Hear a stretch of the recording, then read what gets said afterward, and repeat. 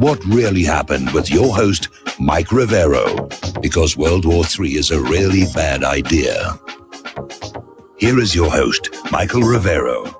Welcome to our show. It's Friday, October 4th, 2019.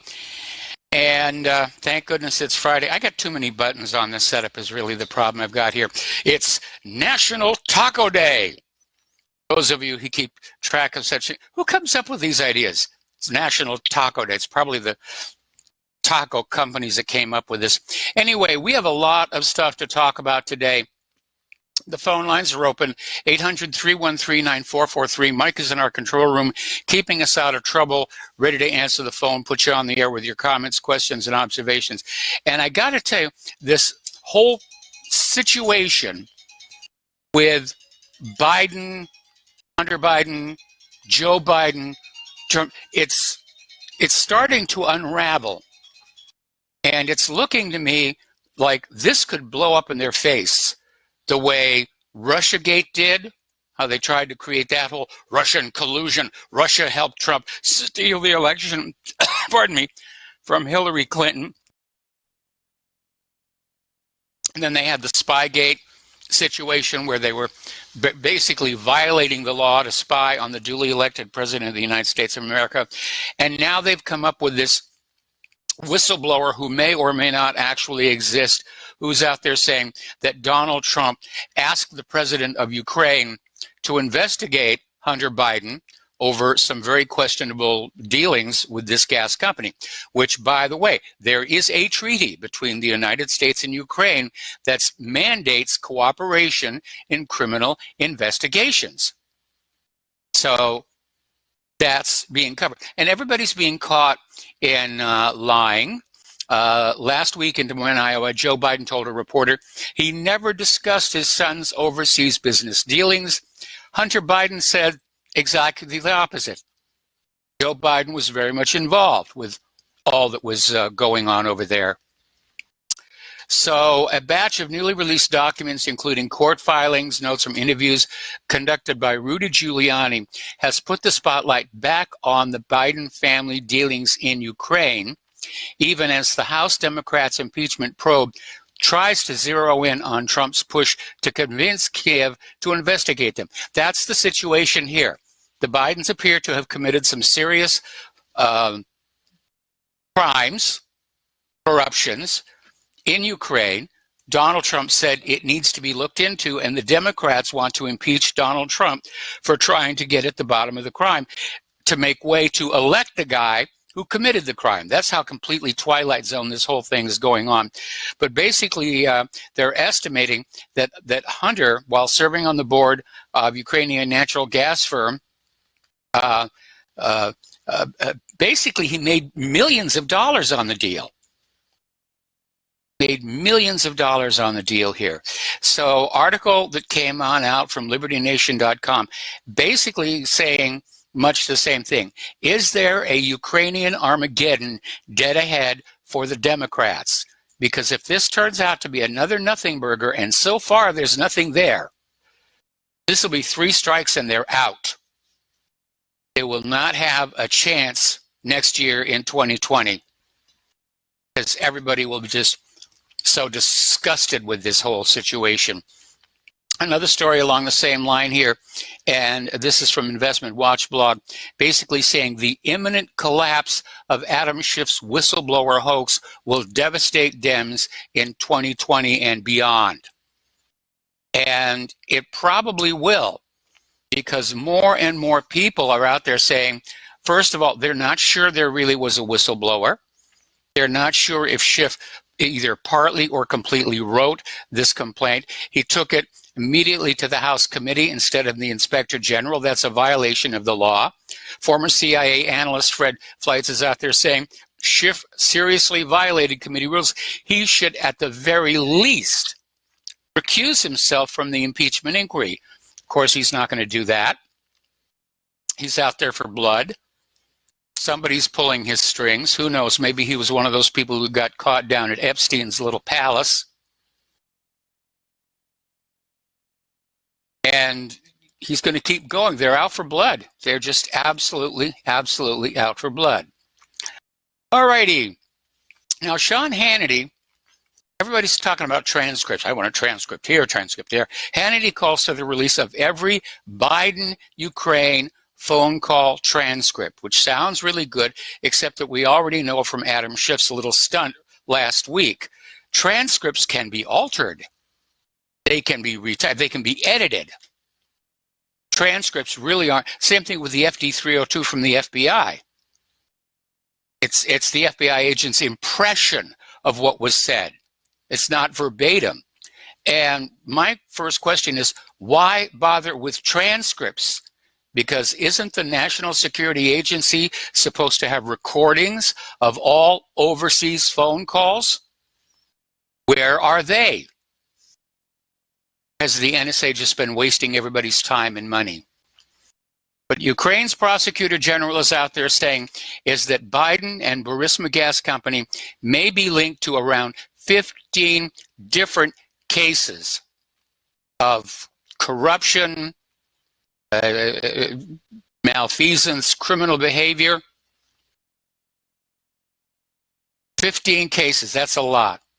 That is an awful lot here. Now, apparently over at CNN, they're refusing to air Donald Trump's new ad about Joe Biden, Hunter Biden's Ukraine ties, in part because it mocks the CNN anchors. And that may have been a bad move on the part of Trump's advisors to do that. But apparently CNN didn't like the fact that the commercial was a little less respectful of the exalted profession of being a CNN prostitute or correspondent. And so they're simply refusing to run the ads here. Now, it's not just the Bidens. Everybody's getting dragged into this one. Nancy Pelosi's son was also a board member of a Ukrainian energy company. He traveled to Ukraine, and apparently Nancy Pelosi featured prominently in one of the company's advertisements. So they're all involved in this. And they all made huge amounts of money. And as like I said earlier in the week, the only thing that makes sense for all of these people to be going after Donald Trump is that they're all part of this same group that basically went into Ukraine. They wrecked the place. They're plundering it for all of its wealth, for everything that they can get. But Donald Trump isn't part of the gang. And that's why he's a threat.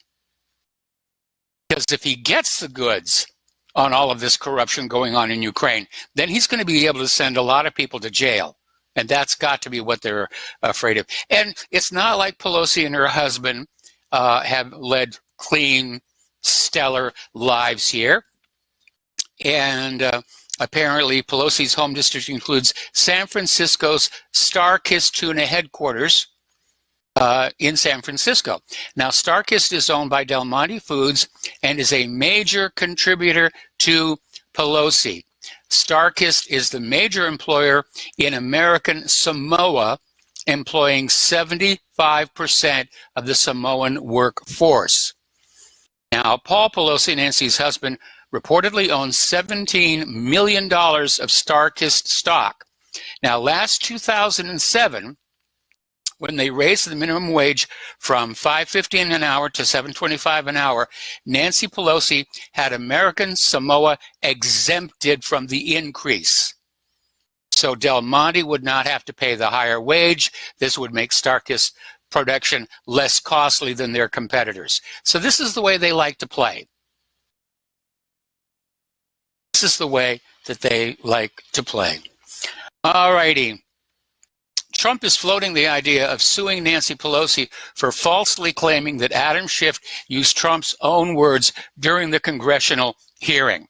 Now, this goes back to Adam Schiff getting on the floor of the Congress, reading what purported to be a transcript of the phone call between President Trump and the president of Ukraine.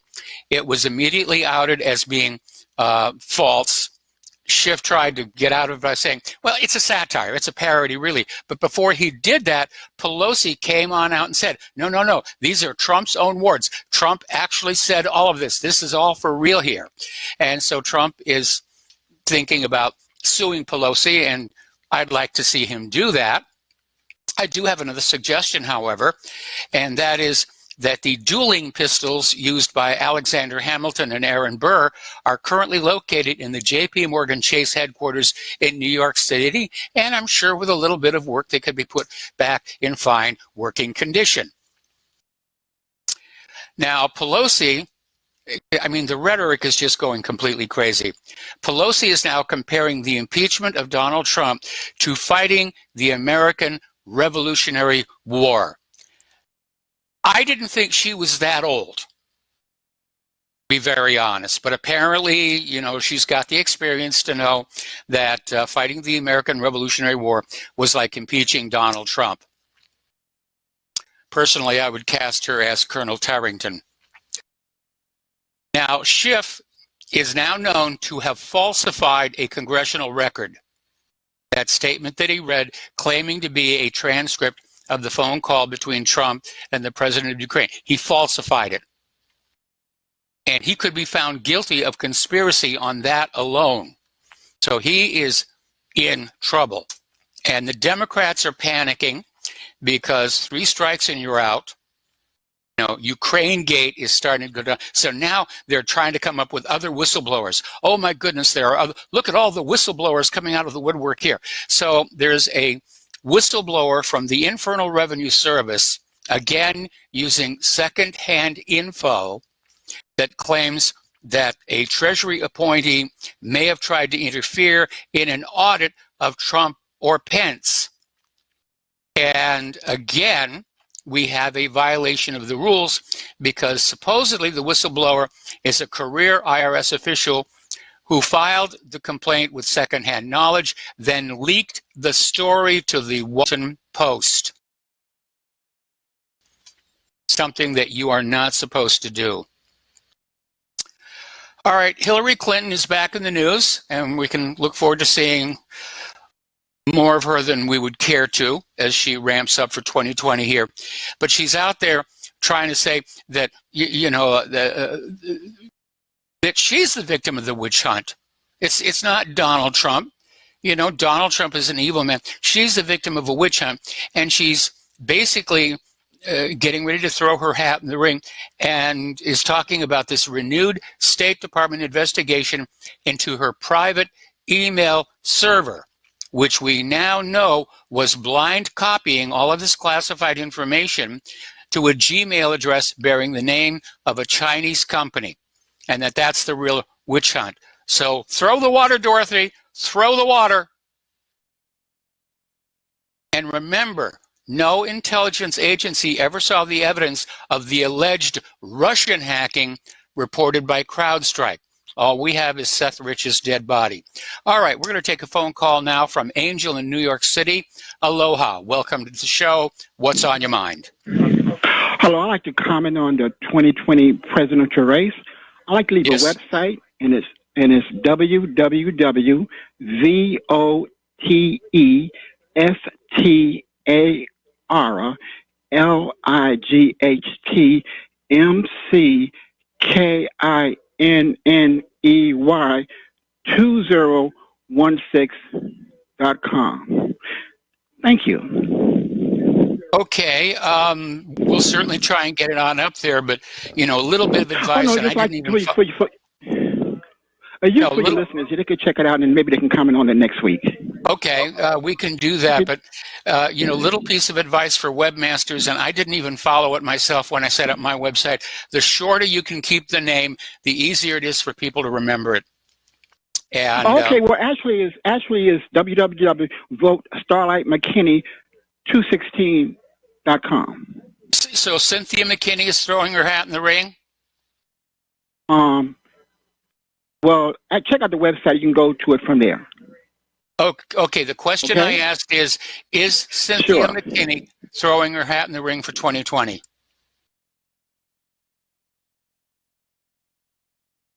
Okay, because if she is, she's going to get my support.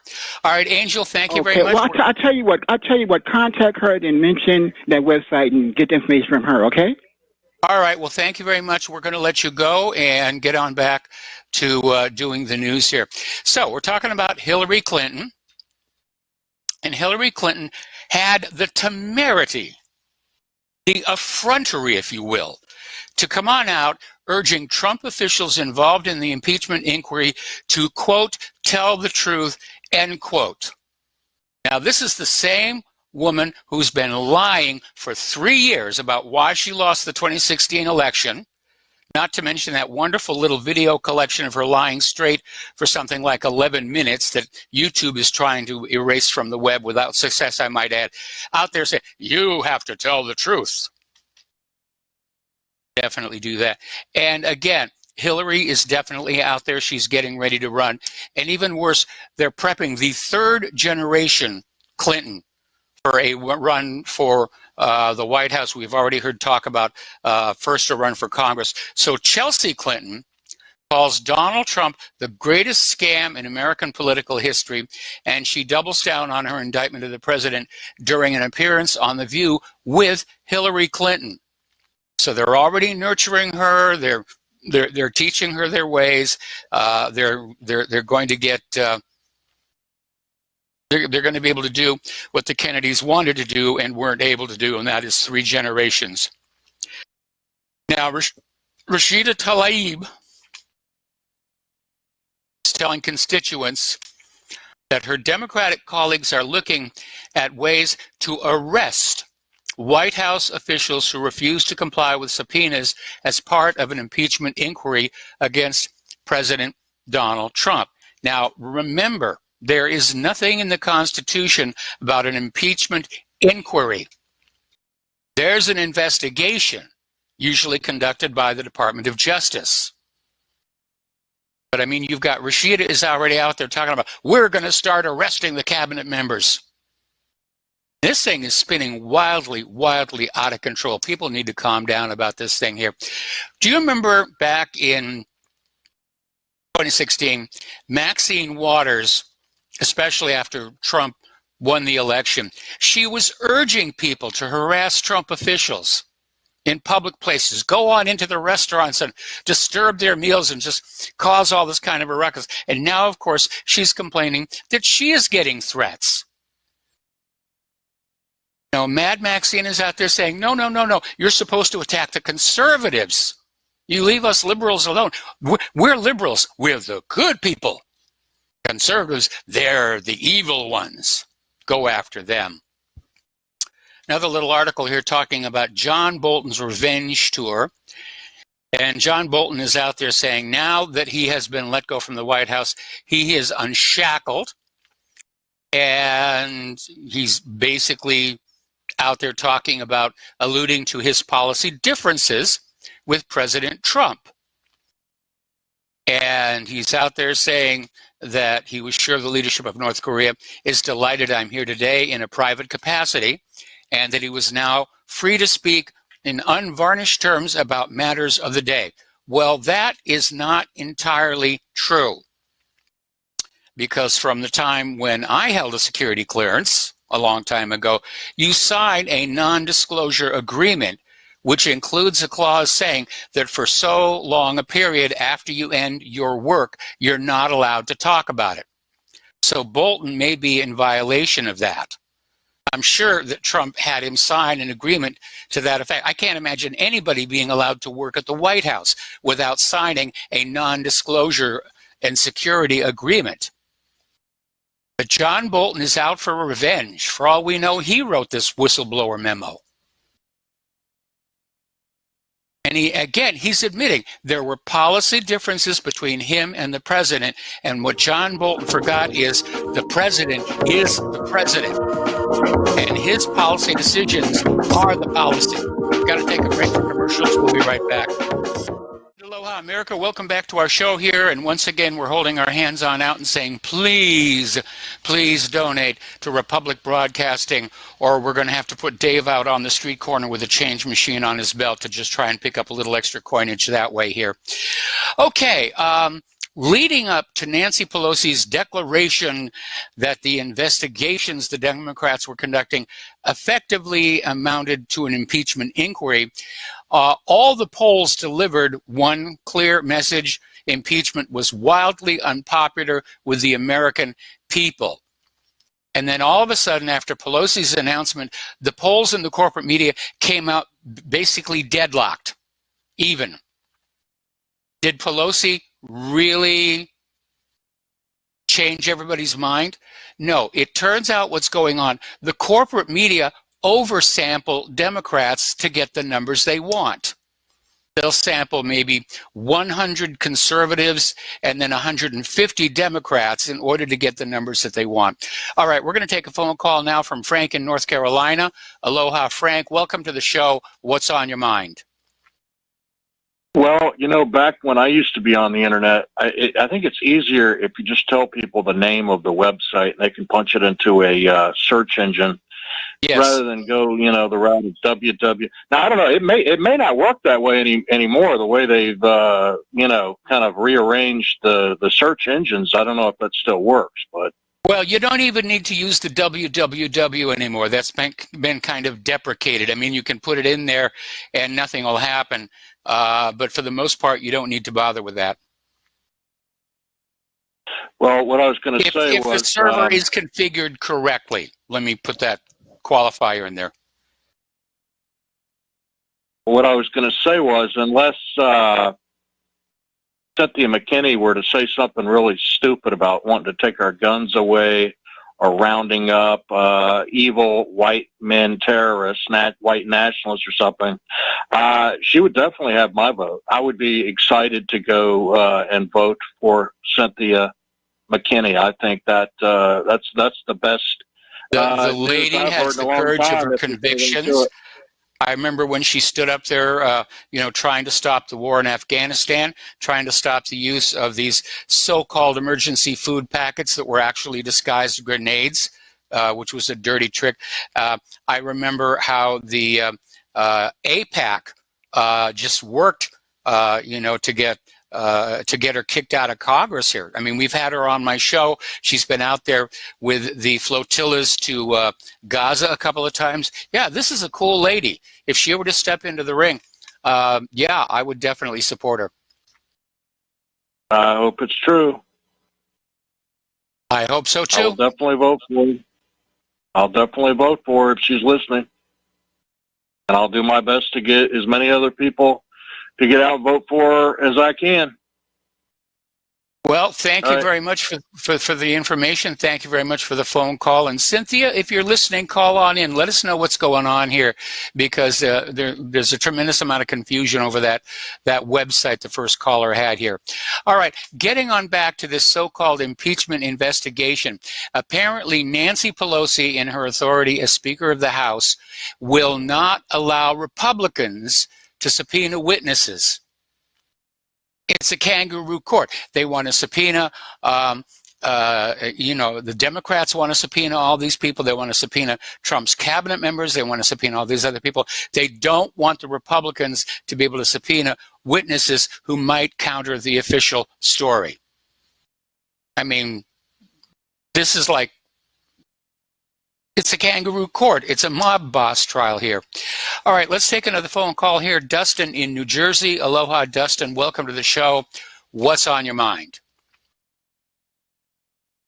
Hey, Mike. I want to respond to Tom from Florida because, like I said, Tom, I don't have a problem with him. He's right on. Be gentle. Be gentle. Well, no, Mike, I agree with him 99.9%. Like, he talked about Sweden the other day, and so did I. Not yesterday, but the day before, about with the abortions and the rapes and the knife attacks over there. They got knife attacks in Britain.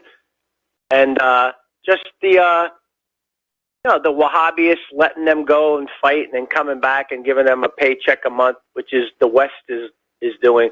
But yeah, he's wrong. He's wrong on Sean Hannity. Sean Hannity's part of the establishment. Don't ever go with Sean Hannity. Okay, because Sean Hannity is part of the same group of people.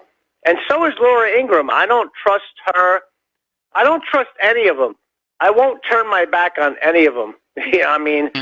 Because they all get paid a lot of money.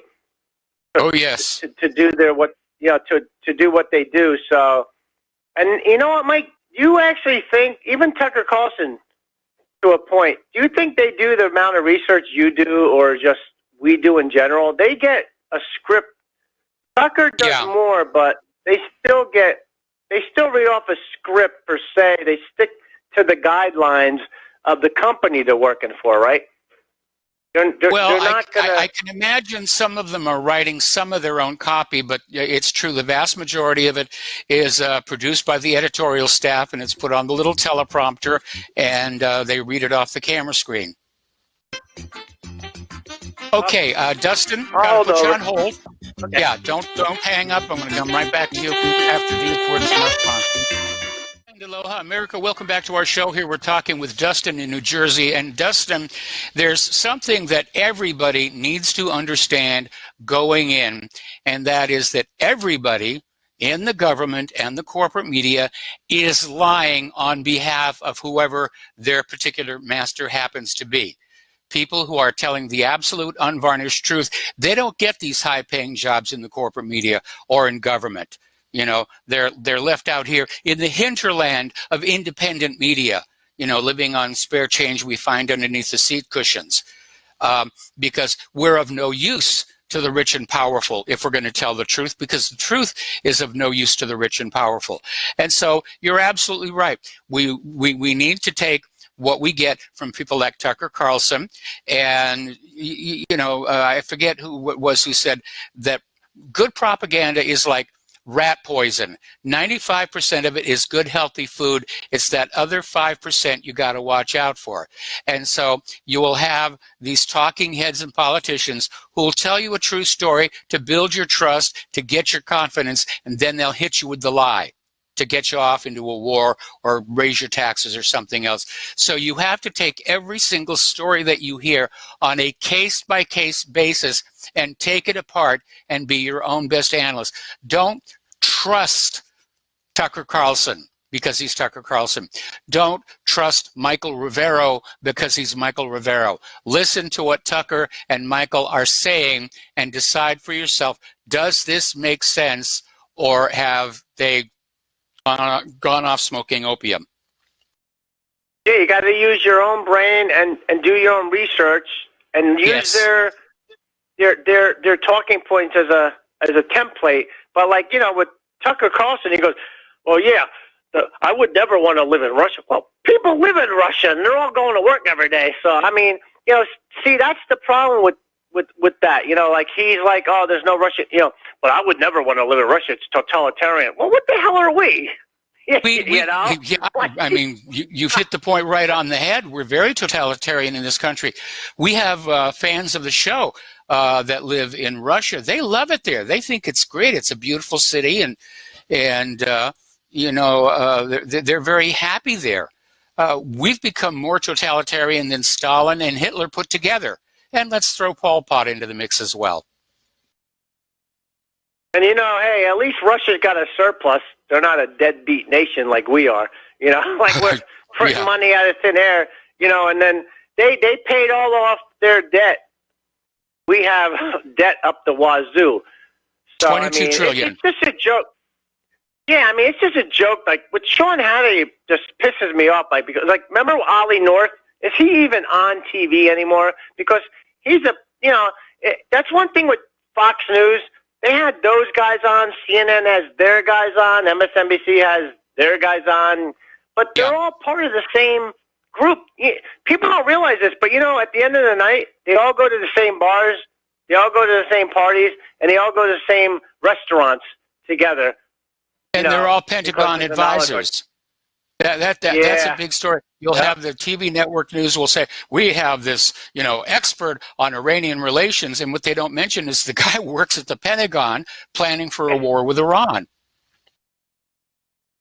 Yeah, I mean, like I said, I'm going to say this with Trump. Like, Trump's not part of their group, but people just don't realize this. Trump doesn't mean Trump is like Mother Teresa. He's got his own group. You know, he's got his own skeletons in the closet. I don't know what they are, but every human being is flawed somehow. But, I mean, it's just this whole... Blair isn't. I got to go back to Jim... Huh? Blair isn't. Oh, yeah, that's true. Yes, but, you know, Mike, he agrees with me. You going to be on tonight? What do you mean by be on tonight? At 6 o'clock? Yeah, we're doing the full 3-hour show. And there we go. We're doing the full 3-hour show. So, yeah, we're going to be here. Yeah, I'm just, I just want people to keep it on. Trump is just a different part of the same group, okay? Like John Bolton and Mike Pompeo. Mike Pompeo's still there. John Bolton's probably going to write a book. So nothing's changed, Mike. Like I look what's going on. It's just nothing has been fixed. And where's the indictments? Where's the wall built? Where's the arrest? I still don't Greg see Roberts it. said exactly that same thing earlier today. Where are the indictments for what is obviously an attempted coup d'etat? They're not coming from William Barr because he's part of the group. Well, that's certainly what Nancy Pelosi is now out there screaming, is that William Barr is part of the cover-up. Yeah, well, she's another group of the crap. But, yeah, I don't know, Mike. I give up because I get so upset. I'm like, people don't realize you got different groups, but it's the same outcome. Well, it's different factions, and they're fighting for different things. And we ordinary Americans, we get caught in the middle. Okay, Mike, have a good show. All right, thanks an awful lot. We're going to let you go here, get on back to the news. And as you can see, I am wearing one of the Indiana T-shirts that was sent to me as a gift here. I'm still trying to figure out what Hoosiers mean. And I hope it isn't obscene, because people, when they pass me in the hallway, they all have this knowing smile on the face. Anyway, getting on back to the news here. President Trump has sent a message to Nancy Pelosi, basically daring her to hold a vote in the House of Representatives regarding impeachment. Not an impeachment inquiry, but impeachment. And he's saying basically the White House will not cooperate until the House holds the vote on impeachment. Now, he's taking a real chance here. And unless he knows he's got the votes to defeat impeachment, or maybe he's willing to take the impeachment and just go over to the Senate and say, they're not going to remove me, case is over, and diffuse it that way, the way that Bill Clinton did. But it is a sign of emerging strength coming from the president that he's willing to take this kind of chance. It's reckless, it's dangerous, but it's gutsy. It is very, very gutsy. And as a matter of fact, I was having lunch with somebody earlier today who was making the observation that he was relieved to see Donald Trump finally start to show some strength. And I'm in agreement on that one. And if I had the means to do it, I'd make up a set of presidential brass knuckles and send them over to the White House and say, Donald, get to work. Now, Soros, is responding to Rudy Giuliani's comments, linking Soros to a Ukrainian organization accused of meddling in the 2016 U.S. election for Hillary Clinton, as well as another organization whose joint report with BuzzFeed was cited 3 times in an August 12th whistleblower complaint lodged against President Trump by a CIA employee. And Soros is just out there saying, oh, Rudy Giuliani, he's just ranting. There's nothing there. It's Russian propaganda. How could you possibly listen to a man who's worth, only a few $1 million? I'm a billionaire. You've got to listen to me. And by the way, as a little side note, Soros, is now banned in 6 countries: the Philippines, Hungary, Russia, Turkey, Poland, and Pakistan. Well, technically he's not banned. He can go into those countries anytime he wants to. They just will not let him back out again. So let's take up a collection and buy Soros a ticket to one of those countries as a Christmas present. Here, George, surprise! All right, now, this next story, I have to question Trump's judgment, or at least the advice that he is getting from his people. As you know, Trump asked Ukraine to investigate the Bidens, which was covered by that treaty from 1999. Well, apparently yesterday, he was talking up Ukraine and basically said China ought to investigate Joe Biden because apparently there's been something going on over there involving millions of dollars. The problem there is, to the best of my knowledge, and if I'm wrong, please call in and correct me on this, the United States and China do not have a treaty mandating cooperation on criminal investigations. And so the Democrats have seized on this call for China to investigate the Biden, saying it is very clearly an attempt to influence the 2020 investigation, 2020 election rather. But I'd like to remind everybody, being a presidential candidate or the son of a presidential candidate does not grant you immunity from criminal investigations. Now, the Chinese may just decide on their own recognizance that they need to look at it, because they're not very happy with American politicians right now, and justly so. Of course, that could backfire the other way. They could say, we're not going to do Trump any favors, not after all the sanctions and everything. Heck with him. All right, here's an interesting little story. This is from Kitchener Today. And up in Canada, there is a journalism group that is launching an anti-fake news campaign ahead of the election.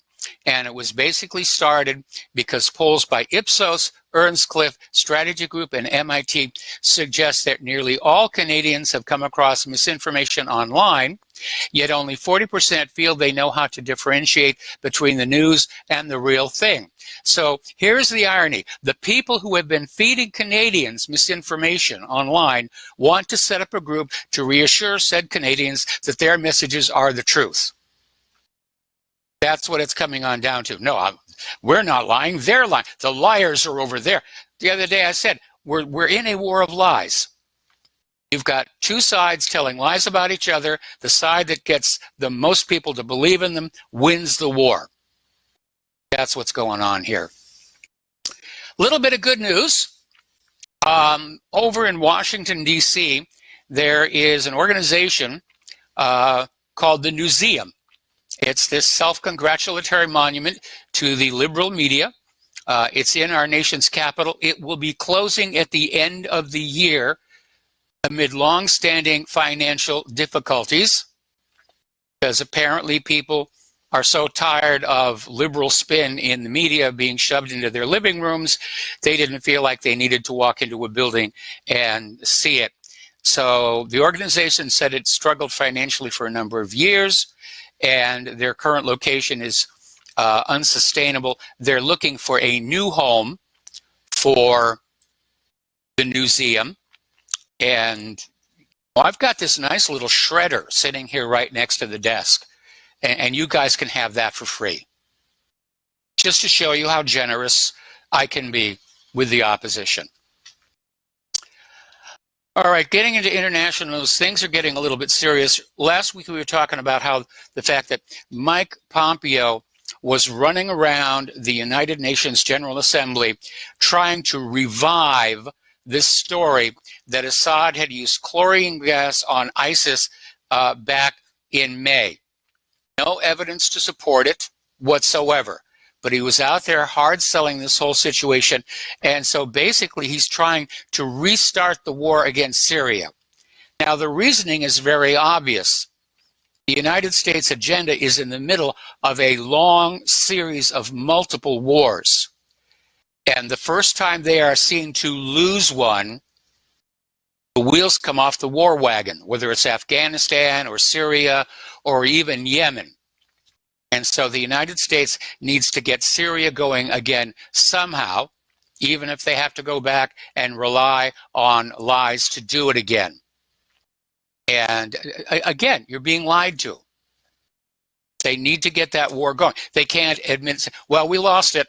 We're sorry. We lost the war. But, you know, hey, even though we lost in Syria and we didn't win in Afghanistan and we're not exactly doing well in Iraq, it's on to Iran.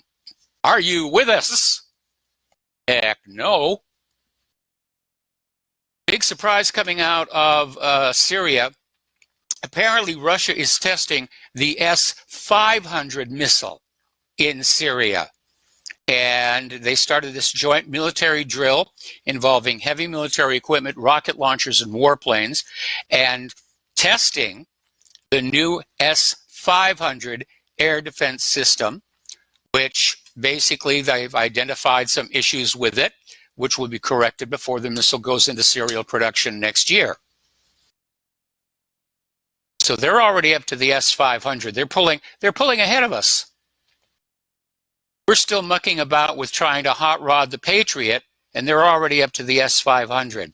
Now, Russia is also rolling out a missile early warning system in the Arctic. And 2 new Voronezh-type missile early warning radars will become operational in 2022 in the Komi Republic and the Murmansk region in northern Russia. But do you remember at the height of the Cold War, everybody was building radars up there? There was the Bemuse line, the Dew line, and if you go on Google Earth, you can still see the remains of these facilities sitting there. In fact, there's a TV show called Mysteries of the Abandoned, and they've actually done a couple of episodes of these just gigantic structures with these huge radars that were in them. Think of all that money. All that money. Not one of those radars ever actually detected a missile coming across the North Pole. But what the heck, it's just money, and it's not like we're spending our own money here. I mean, that's what the American... Little bit of positive news here. Apparently over in Ukraine, this Kiev delegation is signing on to what's called the Steinmeier Formula for Peace in the Donbass. And they're basically looking at maybe letting that calm down. That would be a wonderful thing to have happen. See the Donbass and Ukraine go back to, you know, hugging and kissing and trading wet kisses and the rest of that thing. Okay, over in France, the Yellow Vest protests are still ongoing, and it has started to take its toll on the police. And apparently, we got to take another break for commercials. All right, more about the French police when we come back. Aloha, America. Welcome back to our show here. And I've commented before, it just almost feels like the entire world is sinking into chaos everywhere. I mean, is there any place peaceful left here on Earth? And in this part of Indiana definitely qualifies. The only thing I've had to deal with here is an irate squirrel. But over in France, there was another protest. 20,000 people in the streets of Paris waving banners, lighting flares, singing La Marseillaise, blowing whistles. And if you thought it was another Yellow Vest protest, you'd be wrong. This is a march of anger by the French police. They're not wearing yellow safety vests. Their banners and flares are blue. They are the officers, sergeants, detectives, and inspectors who've had quite enough. They're on strike, and they're telling the government of Emmanuel Macron it is time to move along.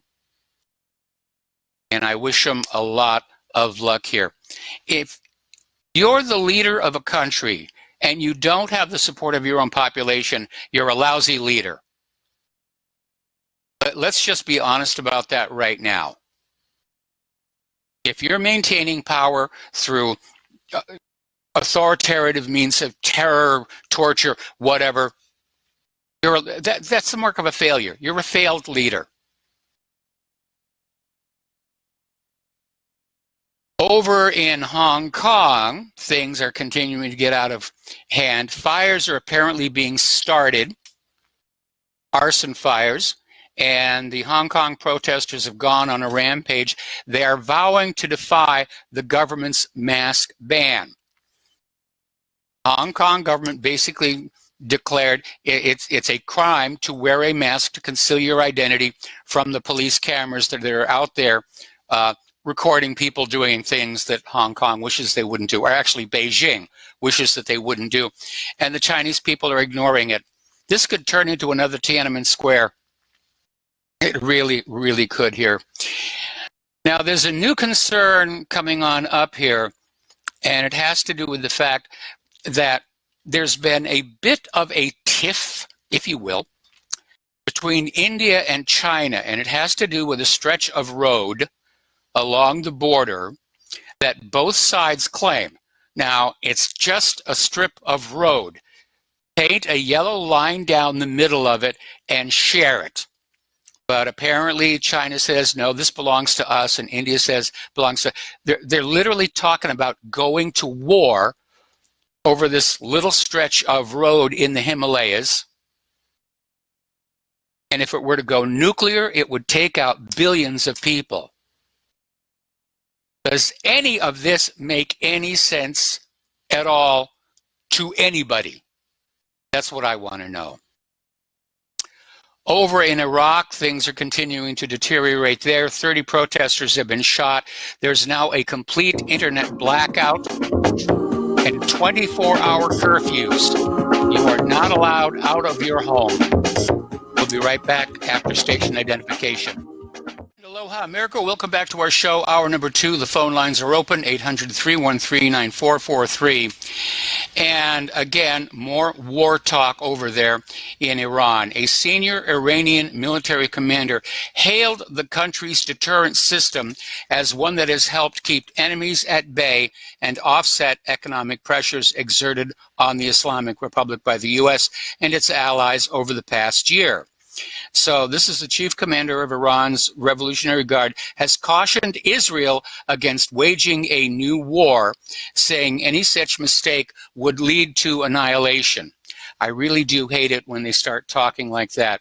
To prove the point, Major General Hossein Salami, and yes, that really is his last name, when taking the floor at a meeting of the leader of the Islamic Revolution, Ayatollah Sayyid al-Khamenei, stressed that Tel Aviv is no longer viewed as a threat due to an upgrade in his country's deterrence capacity. In other words, they've got rockets that can hit Tel Aviv. And maybe that's the reason the U.S. is moving their command and control facility from Qatar back to South Carolina.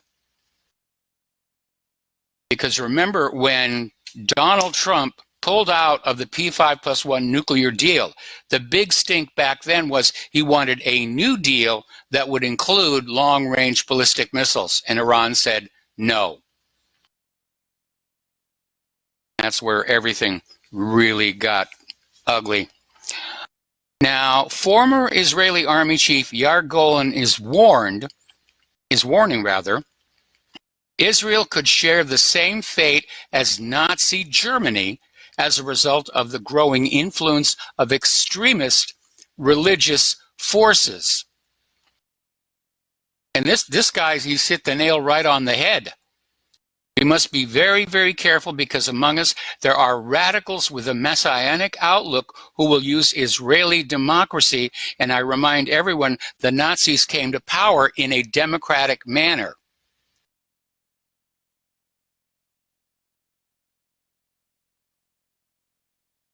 There are still some people inside Israel who are showing some common sense. What I want to know is why everybody on the planet, except for here in Santa Claus, seems perpetually angry at each other. And I know a big part of it, everybody's broke, nobody has any money. You know, our roads are falling apart, bridges are collapsing. Our country is being allowed to basically rot on the vine while our politicians fist fight with each other, try and start more wars here. And a little bit of a calculation here. Get out the calculator and just figure out, even if, hypothetically, the United States conquers the entire world and loots all those conquered nations for all of their wealth, it still won't pay back all the money that is owed to the Federal Reserve. It cannot be done. It's a losing proposition.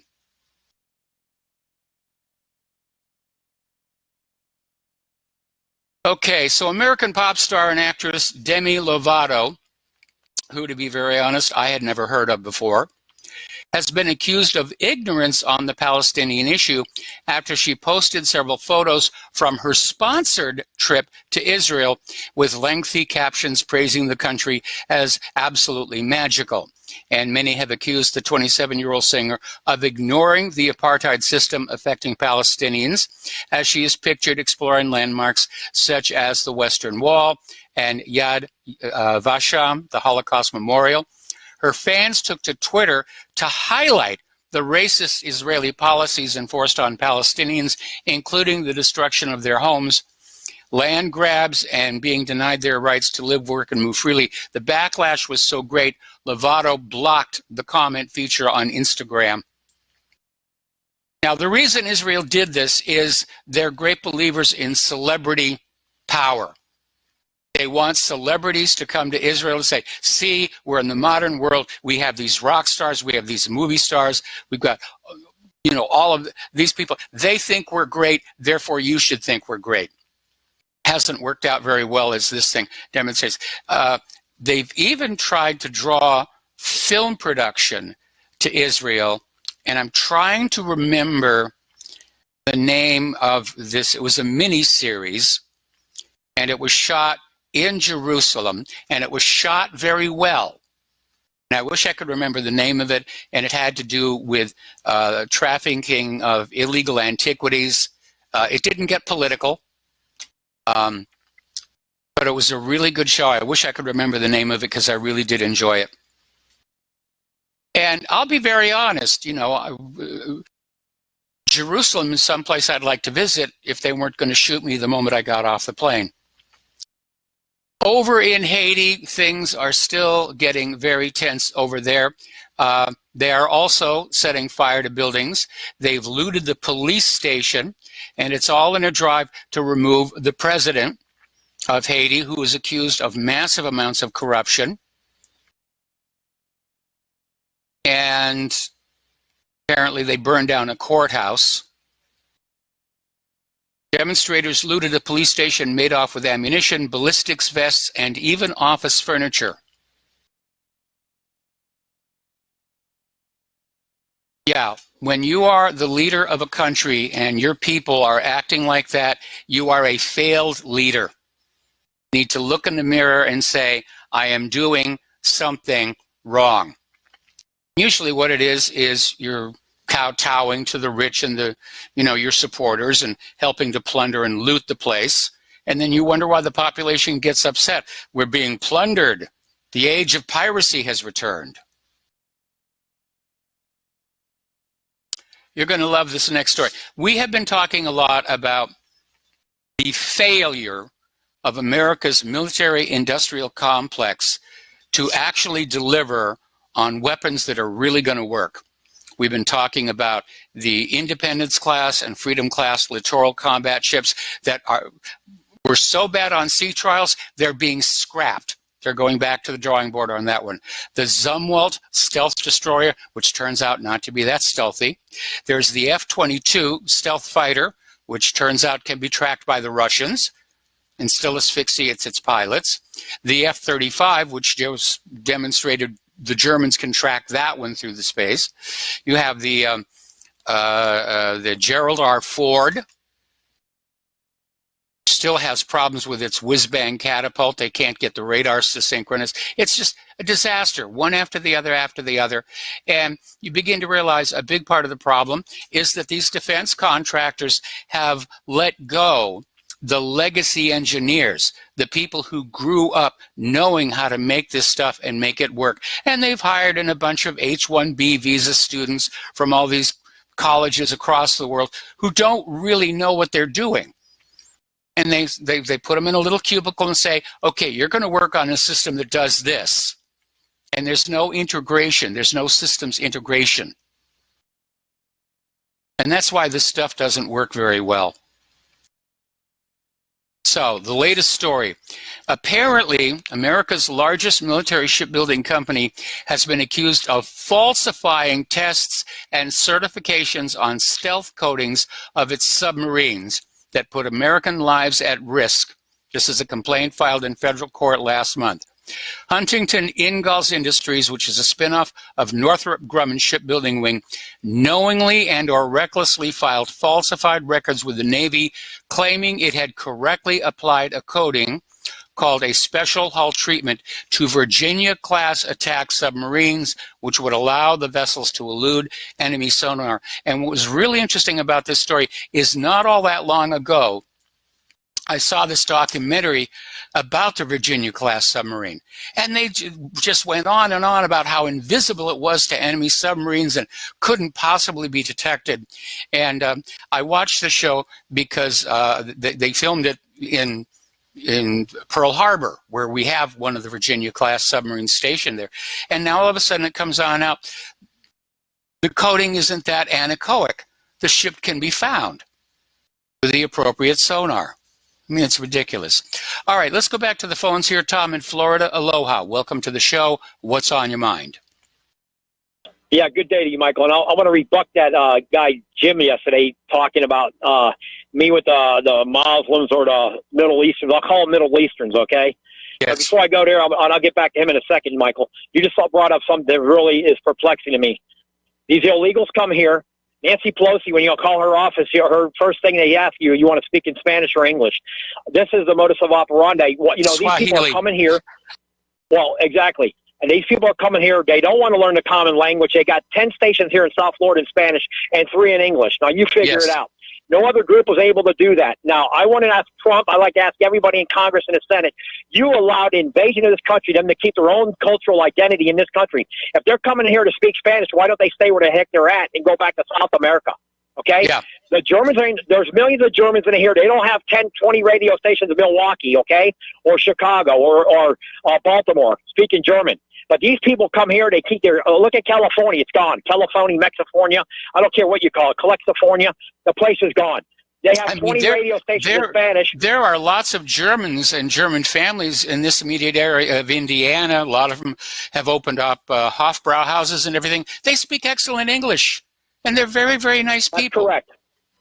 That's right. You know, a lot of your calls go, well, that guy's always talking about immigration. Well, immigration is the biggest problem because they're taking Texas blue.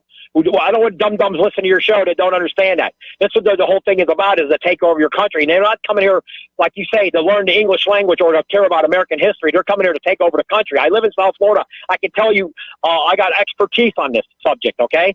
They have 20 radio stations in Spanish.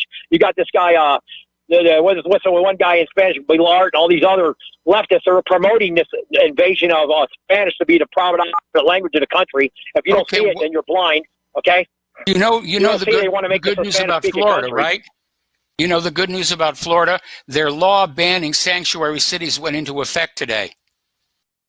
Yes, well, I know that. That's why I was telling you about Ron DeSantis. I met the man in person. I shook his hand. We talked. I talked to the guy for 5 minutes and told him, and you know what?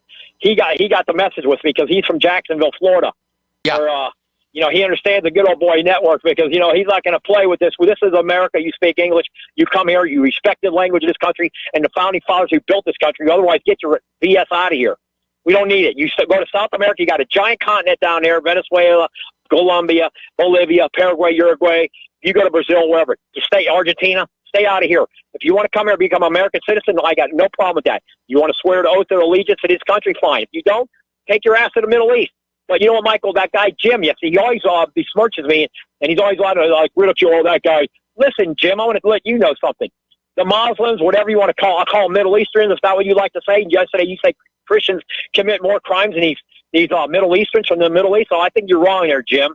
Okay? And, you don't see a bunch of blonde-haired men going to the Middle East and raping black-haired women that are Muslim, okay? You don't see Norwegians or Swedish men or English men going over to their countries and raping them by the thousands, Jim. Okay?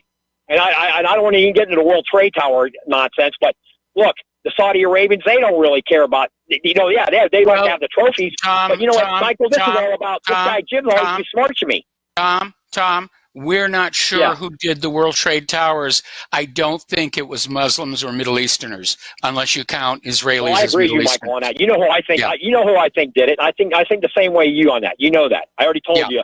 I think it's Zog. You know what Zog is, so I'm not going to get into that. But I think it was Jim.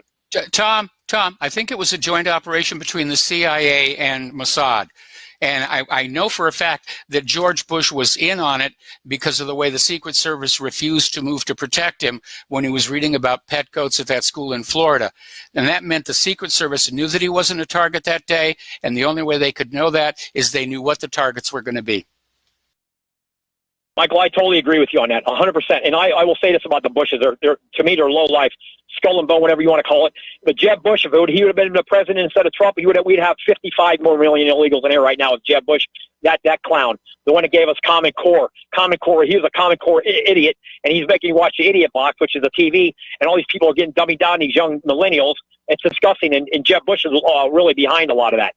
Yeah, so I don't want to get started on the Bushes. I don't even put – Bush lives over here in South Florida, okay? He better speak Spanish than English. He tells you that. He better be a Spanish speaker than an English speaker. So if that Jeb Bush feels that way, I don't know why he don't take his wife Colombia and move down to Mexico or Central America. That's where Jeb Bush ought to be living. Maybe he should go to Costa Rica. But Jim, he's always saying that. Look, Jim, I'm just a realist, and I understand that immigration, if it comes here legally, it's fine. If you come here illegally, forget it. We don't need you. That's all I got to say. Have a great day, Michael. I'm in agreement. You know what it's all about. I'm in agreement with, the comments that were made by Theodore Roosevelt about coming to the United States, where, if you wanted to come here and be an American, that was fine, as long as you understood that being here meant you were an American, that we had one language, that was English. We had one religion, that was Christianity. We had one flag to be loyal to. And if you were not willing to go along with that, then, kindly turn around and go home. But a huge part of this influx of illegal immigrants trying to turn Texas blue, they're being offered free stuff. They're being told, if you can get up here, we're going to give you free health care, and we're going to give you subsidized housing, and we're going to give you food, and we're going to take care of you long enough for you to vote Democratic in 2020. Absolutely, Michael. Everything you say, I couldn't have said it better. I mean, no way. And you're right about Roosevelt, what he says. Speak softly, carry a big stick. That's all I got to say. And he was a great one. Yes. He gave us the Great White Fleet. So, yeah, he was great. He was definitely great. My grandfather actually rode with them, with the Rough Riders. Yeah, that's awesome. I went to Tampa, and I did see that he came out of Tampa when he went to Cuba. And that's where he actually staged everything. It was in Tampa because it's a lot closer to Cuba, actually, in the shipping lanes in Miami. So that was very interesting to see that. So, well, I'll let you in on a little family secret here. The Rough Riders didn't do that much riding. They didn't have that many horses. They named themselves after Buffalo Bill's Wild West, Congress of the Rough Riders. That's where they got the name. But most of them had to march on foot. Yes, sir. That's awesome. I didn't know that, but that's really cool to hear that. Okay, Michael, anyway, you have a great show. And Jim's a great caller, too. I got to say that. He's a good caller, but he's got to realize he's got to see you on both sides of the coin, too, okay? That's all I got to say. So, all right. Well, thank you very much. We're going to let you go here. Same to you. The phone lines are open again, 800-818. I'm sorry, 800-313-9443. I got to put stickers up here on the top of this thing. Apparently, according to this article over in Government Slaves, the U.S. military is toying with the idea of genetically engineering a race of super soldiers. In other words, they're going to basically, I guess, sometime around the moment of conception, go on in with one of these CRISPR machines and sort of tinker, make super soldiers, real-life Marvel comic book characters. Considering some of the successes they've had with this, like they just had in Brazil, I'm not sure it's a wonderful idea here. All righty. Marine Corps Commandant General David Berger, who just took office last July, basically came on out today saying the Marine Corps is unready for confrontation with rivals like China or Russia. The Corps is not optimized for great power competition, he said at the Heritage Foundation, and he's absolutely right. Our entire military doctrine for the last several years has been going into little tiny countries that can't really defend themselves and pound them to bits. And it's not just the Marines that are dealing with this. Our Air Force is not ready to take a force-on-force against Russia and China. Same thing with the Navy. They've gone in the wrong direction. Now, DARPA is planning a project to have a robotic satellite mechanic launched by 2022. And apparently, this is going to be this robotic servicing payload. And they want to have this spacecraft in orbit in 2022 to basically do orbital adjustments, in-space inspection, anomaly resolution, and to basically install self-contained payloads that are launched from the ground. Seems like kind of a clever way to do it if they can make it work. We'll be right back after these commercials. And aloha, America. Welcome back to our show here. Now, as you know, not too long ago, the Yemenites, the Houthis, successfully attacked a Saudi oil facility, cutting Saudi production supposedly in half, a significant hit to the world's production. And tensions are high in the area. Apparently, at this last week's General Assembly, Iran offered to take over responsibility for regional security, as basically a sort of a left-handed way of telling the United States you're not welcomed here any longer. But there's been a lot of questions asked. How was this attack carried off? And of course, everybody's screaming, oh, it had to be Iran, had to be Iran. The Houthis couldn't possibly do this. Well, don't forget, last July, the Houthis held an air show, and they showed all these new drones and new weapons that they had developed, which apparently are very capable. They're very stealthy, and they're very difficult to stop. And the fact of the matter is that unless you accept the theory that Mohammed bin Salman stood the Saudi forces down and just let the attack come on in, which doesn't make a lot of sense, then the fact of the matter is that the Houthi attack just blew right past all the U.S. weapons, the Saudi weapons, and punched holes in their petroleum infrastructure. So the Pentagon has had a study, and they've come on out and said that, yes, drones are very difficult to hit. Drone swarms are very difficult to hit, which we already knew. And they're saying that the only way to protect against a killing drone swarm is a diverse, layered missile defense, which is Pentagonese for give us more money so we can build the Patriot 6 and the Patriot 7 and the little half-size Patriot 3. And it's all about the money. It's all about the money. And the way they're spending money like crazy and not getting much for it. And by the way, on the front page of whatreallyhappened.com, we had this flashback article going back, to the way that military spending has always been completely out of control. $600 for a toilet seat. I mean, that kind of stuff. All right, let's talk about the economic news, because the news is not good there. France is vowing retaliatory measures if the U.S. goes ahead with their EU sanctions on aircraft parts. And again, what's going on here is the world is learning how to get along without the United States. We're not the indispensable nation that we used to be. Other nations are building their own equipment. They're building their own machinery. They don't need us. That's the real issue. They don't need the United States of America. They don't need the dollar. It's the beginning of the end here. Now, having learned absolutely nothing from the blowback from the sanctions that are already out there, the United States is warning allies they'll be hit with sanctions if they do any military deals with Russia. And apparently this was triggered when India agreed to buy the S-400 surface-to-air missile system from Russia. And they risk huge punishments under the 2017 Countering America's Adversaries Through Sanctions Act. This is the law that basically says we can stop doing business with anybody who does business with people we don't like. And it's going to backfire because the world is learning how to get along without the United States of America. I mean, India bought that missile system a year after that law was passed. They obviously didn't think it was going to be a factor.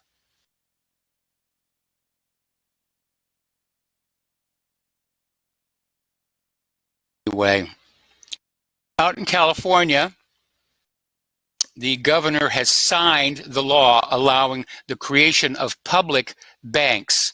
This is a major breakthrough, and of course they went up against all these lobbying groups from privately owned banks, commercial banks, and so forth. And I think this, if I'm not mistaken, makes California only the second state in the entire country besides South Dakota that allows for public banking. And maybe that's going to help turn things around for California because, by golly, they sure need all the help they can get. All righty, Forever 21 has gone into bankruptcy, and we're seeing this story out here from Government Slaves saying that the bankruptcy doesn't spell the end of brick and mortar retail, and I'm in agreement that it doesn't. Because the retail experience is I go into a building, I pick up the product I'm thinking of buying. I get to hold it in my hands. I get to look at its quality of construction, maybe even plug it in. And then I give my money to the store clerk. The store clerk gives me the product, and we both go happy. That's the essence of retail. Doing everything by YouTube, by rather eBay, doesn't work. Got to take another break for commercials. We'll be right back. And aloha America, welcome back to our show here. And of course, it was a lot easier being a pirate out there in Hawaii than it is here in the middle of Indiana, but we'll give it our best try. All right, so we're talking about Forever 21 going into bankruptcy. Does it spell the end of brick and mortar retail? No, I don't think it does. Because of the instant gratification that you get from the retail experience. I walk into the store, I see what I want, I pick it up, I give the guy the money or the gal the money, and we both go home happy. That's the essence of the retail experience. And I'm amazed that so many businesses don't seem to understand that, and they think, you know, you're going to order online and we're going to deliver by drone and we're going to save a lot of money that way. And you can get a lot of frustration. First of all, there's the wait time to get things. I had to order 2 pieces of equipment from eBay this last week for Claire's computer. They took forever to get here. And it turned out they didn't match the description that was on the eBay page anyway. Whereas I could go into a computer store and plug things together and say, yes, this is what I want. So I'm not a big fan of online purchasing. I realize, especially here in Indiana, where everything is at least 20 minutes away, you kind of have to do that. Tomorrow, we're going up to the Walmart to do some shopping for our new home because we're moving in on Sunday underneath thunder showers supposedly. And so we have to get the basics, you know, trash cans, you know, bedroom scales, things like that, and get all of that. That's a 25-minute drive each way. It's kind of getting frustrating. All righty, apparently major layoffs are coming at Sports Illustrated today. I certainly hope it isn't those girls in those bathing suits, because that was the only reason I ever read that particular publication here. And apparently it is now estimated that robots are about to replace 200,000 U.S. banking jobs. And I'm going to reiterate one more time, as much as I love technology, although I love it a lot less than I did back in the days of the VIC-20. This idea of automation and robotics is an economic disaster. Because for a consumer economy to work, and remember, before the 2008 mortgage-backed security meltdown, 60% of the U.S. economy was consumer spending. And for consumers to spend, they have to be able to trade their labor and skills for money. They can't just keep on living off their credit cards and their loans. That's also now a dead end. And so I won't do business with a store that has robots. And it's not because I don't like the robots, it's because I like people. And I want people to have jobs.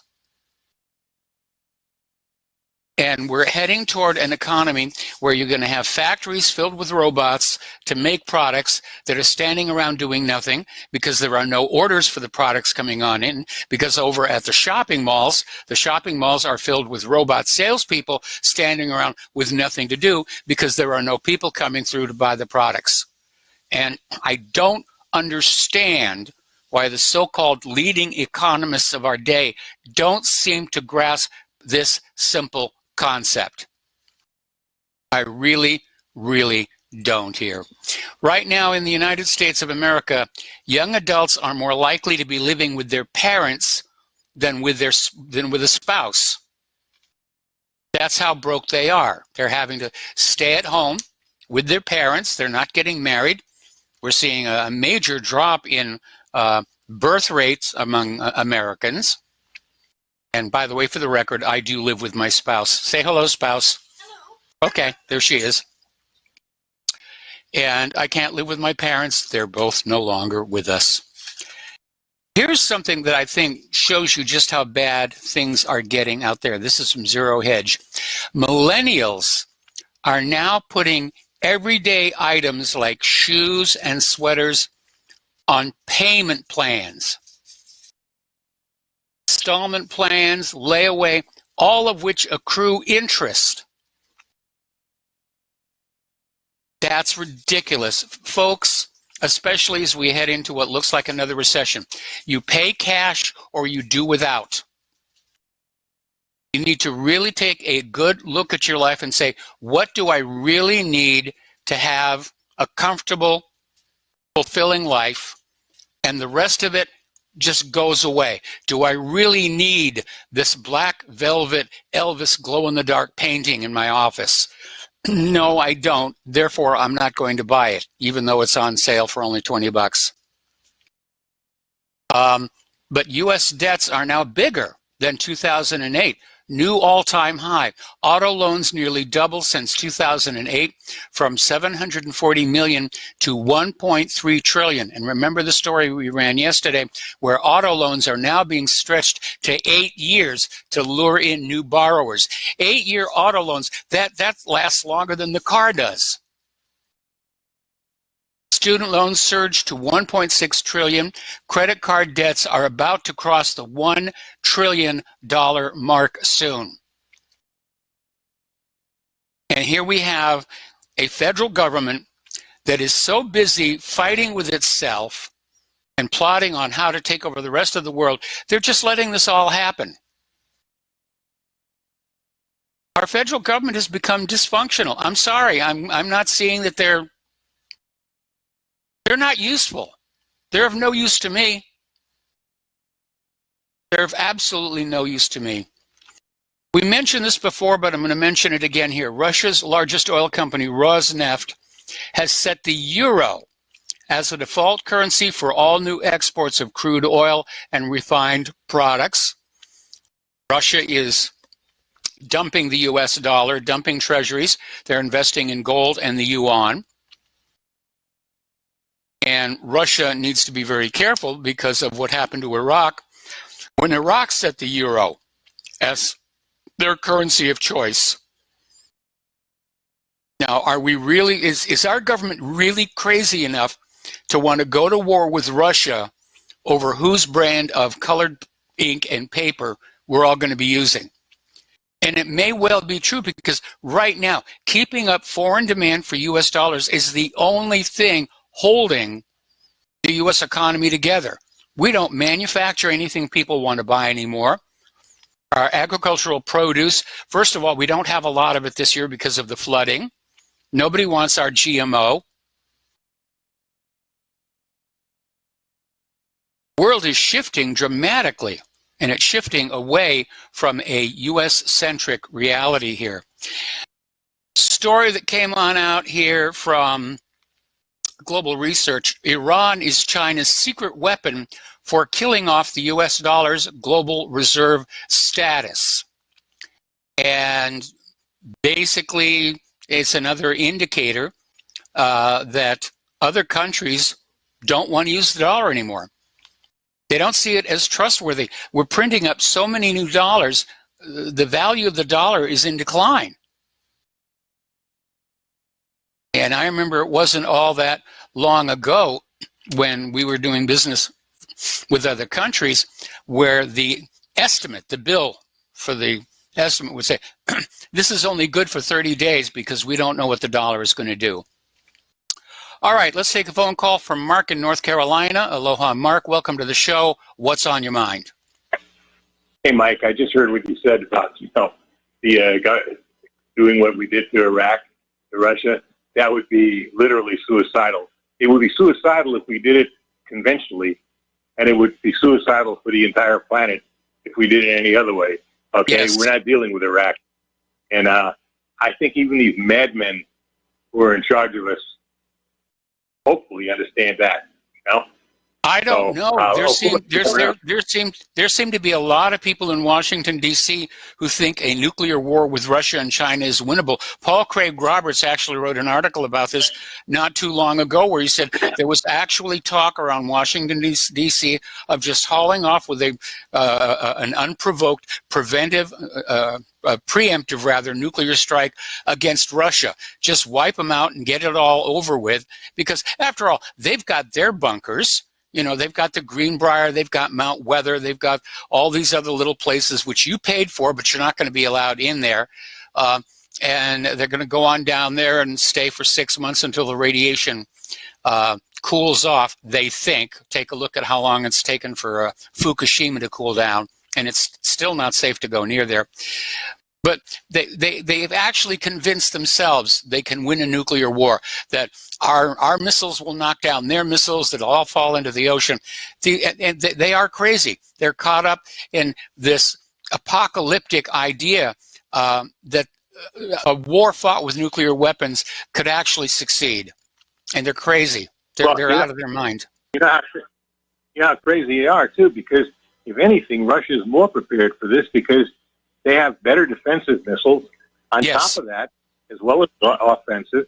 And on top of that, they've built the bunkers for their own people. Now, I don't think bunkers are going to do anybody any good because, from what I understand, RFK Jr. said his father told him when they wanted them to go to a bunker during a Cuban Missile Crisis, says, no, I'm not saying you're not going there. We're not going there because if this happens, if the worst happens, there won't be anything to come up from the bunker to live for. He's absolutely right.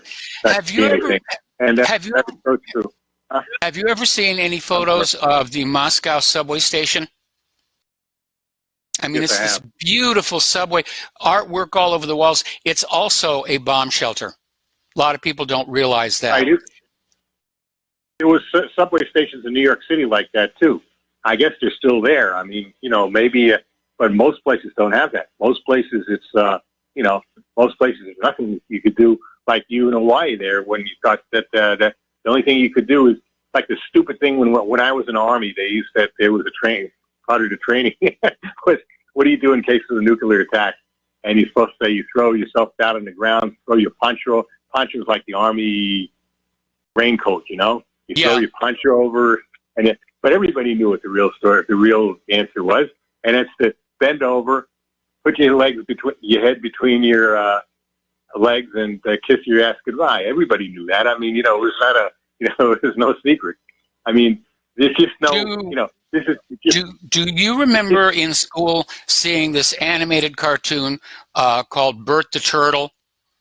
Duck and Cover it was called. Mm-hmm. And it was about this, what to do in case of a nuclear attack.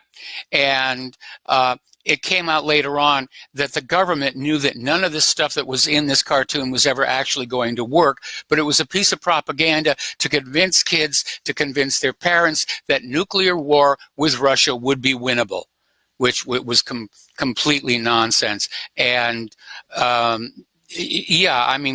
Russia has built some really huge nuclear weapons. They've got the heavy lift launchers to deliver them. During the early days of the Cold War and the space program, the United States concentrated on making smaller, lighter warheads, while the Russians built larger rockets, which is why they had the advantage over us in the early days of the space program, because they could loft much heavier spacecraft into orbit. But I mean, the Russians built the world's largest atomic bomb, 100 megaton. They were so scared of it when they tested it, they only set it off for 50 megatons, and it still left a heck of a scar on the surface of the Earth. I don't blame him. I mean, you know, the thought of it, something like this is so horrible. I mean, it's just, but you know what I think maybe one of the problems is with these politics, with a lot of our so-called leaders? I think might be these SRIs. I think a lot of them are on mind drugs. Could be. Other kind of pharmaceuticals. Could be. You know, I was watching something on YouTube about Putin and their equivalent of Air Force One, and they show him he's running up the stairs to get there, Air Force One, and then runs down without holding the rail or anything else when he's exiting. Okay, and I'm thinking of Trump, who slowly waddles up, and then waddles down, holding the rail. And I think, and Trump is only a couple of years older than Putin. Okay. Yeah. So I mean, I just compare, just that alone. You see, Putin's a guy who's very clear-minded. He's not on any kind of drugs. He may drink once in a while socially. I mean, but he's not like Yeltsin before him. You know what I mean? He's Yeltsin could really pack very it away. Level-headed. Yeah, too much. But Putin's really, he's level-headed. He's extremely intelligent. In many ways, I thank God for him, because he's very astute in history and all that, and he understands what's going on. All right? If you didn't have somebody that understands what's going on, God help us. When we had the Cuban Missile Crisis, we had a man like JFK who understood what he was dealing with, and you had Khrushchev also. Both understood war. Both were in World War II. Yep. And Kennedy was not overwhelmed by these stupid generals and the CIA at the time, because he knew they were full of it. He wasn't, he was a war hero. He didn't need their advice. He had good advice. Thank God he did, including his brother, okay, including Bobby, all right? And thank God we were able to avoid war. Yeah, he wound up, there was a compromise. The Russians left took their missiles out, and we took our missiles out of Turkey. And to this very day, I hear sometimes these neocons, or sometimes these, what I call corporate talk shows, berating JFK that he actually pulled those missiles out of Turkey. I mean, could you picture yourself at that time? You can prevent a complete nuclear holocaust just by getting the missiles out of Turkey. Big deal. What were they doing there in the first place? They were there to threaten the Soviet Union. They were there to threaten the Soviet Union, and the Soviet Union felt the only response they could do was to threaten back with the Cuban missiles. Now, this, of course, was in the early days of orbital surveillance, and so there was a concern that missile facilities could, in fact, be concealed from space. There was, these giant satellites that had like these 6 film canisters that they'd shoot pictures, and then the canisters would drop back to Earth to be developed. This is long before digital came along. And the pictures, the images weren't really that good. And so it was considered that, they could hide a missile inside a tree, and everybody was just being totally paranoid. Yeah, you could have this again. I mean, I've heard that the Russians are thinking of putting missiles in Venezuela and in Cuba. I mean, they could very easily do. They don't even need to do that. They don't even need to do that. They've got the Buran, their latest SSBN. They can put that anywhere in the world. Okay, got to let you go, Mark. We got to take a break for commercials, and we'll be right back. And aloha, America. Welcome back to our show here, and you're not going to believe this next story. I mean, yes, you will.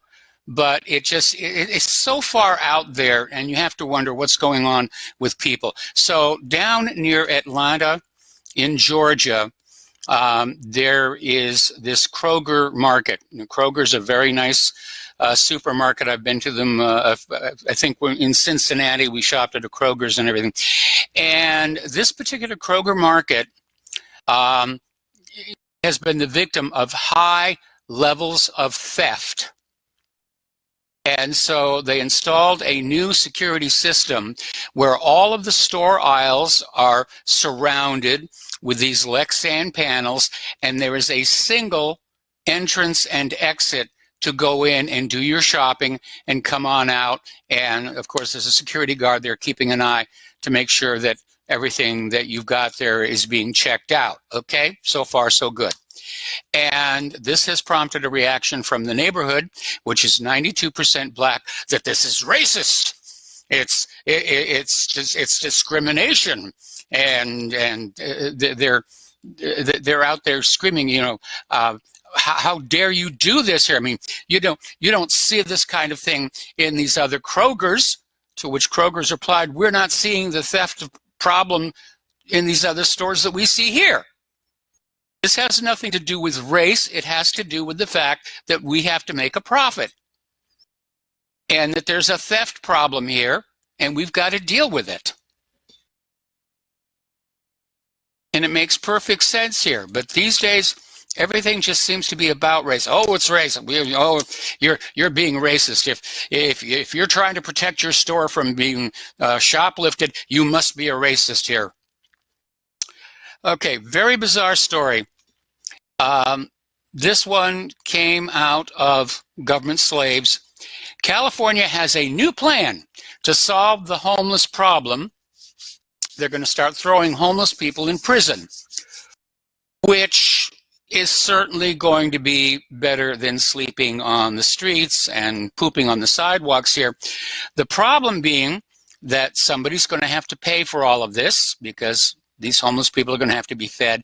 And more importantly, there's not a lot of extra room in the California prisons. So who are they going to be letting out to put the homeless people in?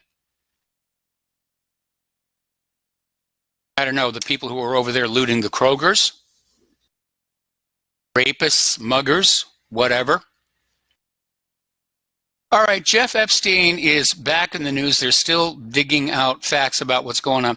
We had talked before about these photos that we saw with Jeff Epstein with people like Stephen Hawking and some other world-famous scientists, and how he'd made some very generous donations to places like MIT and Harvard. And at the time I was saying, well, you know, I guess he's not all bad. All right, we've got to take a break here for station identification. Back with more about Jeff Epstein in hour number 3 after these few words. Aloha, America. Welcome back to our show, hour number 3, and this time I mean it. The phone lines are open, 800-313-9443. We're talking about Jeff Epstein, and of course we all know what was going on with the underage girls. We know now, thanks to this former Israeli intelligence officer, this was all an operation being run by the Mossad. And on the one hand, I kept saying, how could anybody be so stupid as to go into one of these buildings, you know, knowing these underage girls are around there for sexual purposes? And it turns out that Jeff was being a little bit more clever than we gave him credit for, because there were all these photos of Epstein with these world-famous scientists, and he made these very generous donations to places like Harvard and MIT, and it turned out that was the bait, because he would make these donations and then he would tell these intellectuals, these geniuses, come on down for the weekend. Okay, got some people that you want to meet. Then he would call his billionaire friends and say, look, we're going to have Stephen Hawking down here, and we're going to have, you know, all these other sciences there. And the billionaires on Wall Street were convinced science was sexy. It was a way to beat the markets. There was one of the scientists actually claimed that he gamed the stock market by studying the mating patterns of termites. And they fell for it. And so you had all these scientists who were there. They were getting money from Jeff Epstein. You had all these billionaires who were there to pick the brains of the scientists. And of course, standing around are all these underage girls. And if nature took its course, then of course Epstein had the video and the audio. And so quite a sophisticated operation here. And I don't think he's dead. I think he's still out there somewhere. All right, we are in the middle of streaming wars. In fact, earlier today, Claire and I had to go on over and do the paperwork to sign up for our internet and our cable TV and all the rest of that stuff. But the streaming wars are heating up. Disney has now banned all Netflix ads from all of its Disney channels. Don't want you even getting the idea of going over to Netflix. I think there might be a potential restraint of trade lawsuit there. But Netflix has got other problems to deal with because apparently they've been hit with a huge tax evasion probe by Italian prosecutors. So they have been very, very naughty, or at least according to the Italians here. This next story is, there's some problems with it, but basically what it comes down to, according to the European Court of Justice, the top court of the European Union, Facebook must comply with demands from EU nations to remove content deemed illegal, even if the material falls outside their jurisdiction. Now, this would undermine freedom of speech on the internet.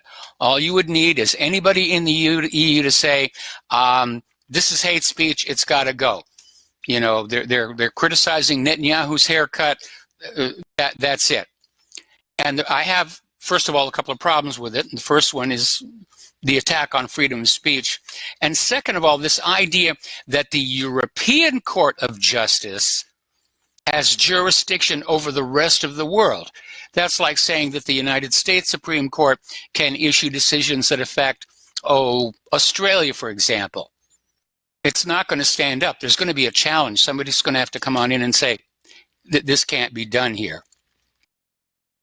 Speaking of Australia, apparently Great Britain, the United States, and Australia have all demanded that Facebook provide backdoor access to WhatsApp and other encrypted messengers. Now, there are two problems with that. The first one is that these backdoors become available to cyber criminals. If they're not able to black box them, all they have to do is go to some underpaid Facebook employee and say, look, we'll give you $5,000 if you tell me how the back door works, and it'll be out there in cyberspace, and all of your secrets will be known to the cyber criminals. That's one big problem. The second big problem is that real criminals, real terrorists, real dangers to our society are not going to be using off-the-shelf encrypted messengers. They're going to develop their own, or they're going to be using euphemistic language or code words. This whole idea of backdoor access is about spying on ordinary law-abiding people and making them vulnerable to cyber criminals. And that's all it's going to do. That's all it's going to do. Remember that article I wrote on challenging the NSA? And over the course of a year, I wrote 6 encryption challenges, and I sent them to the NSA, and I said, I'll bet you cannot break a single one of these. And they didn't.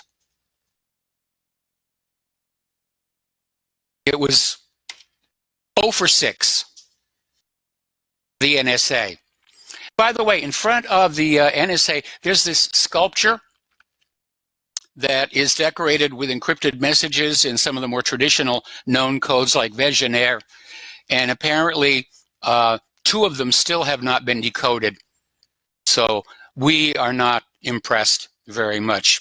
Facebook has now removed hundreds of accounts from Egypt and the United Arab Emirates for spreading misinformation. It's not being told to us who is identifying it as misinformation, but it's misinformation. It must go. They're really coming down hard on the independent media and private communication. I mean, right now, all of these governments, as we head closer and closer to a world war, they absolutely do not want you to see anything that they don't want you to see. They don't want you to hear anything that they don't want you to hear. They don't want you to read anything they don't want you to read. If it's not the officially approved story, it is verboten. Das ist the fake news. That is the fake news. We're seeing the modern equivalent of Nazi book burning happening on our electronic devices. And it's just as evil here. Another article from Government Slaves here. Apparently, the government can now activate your phone camera to stream live video of whatever you are seeing. Which on my phone would be my face reflected back, I guess.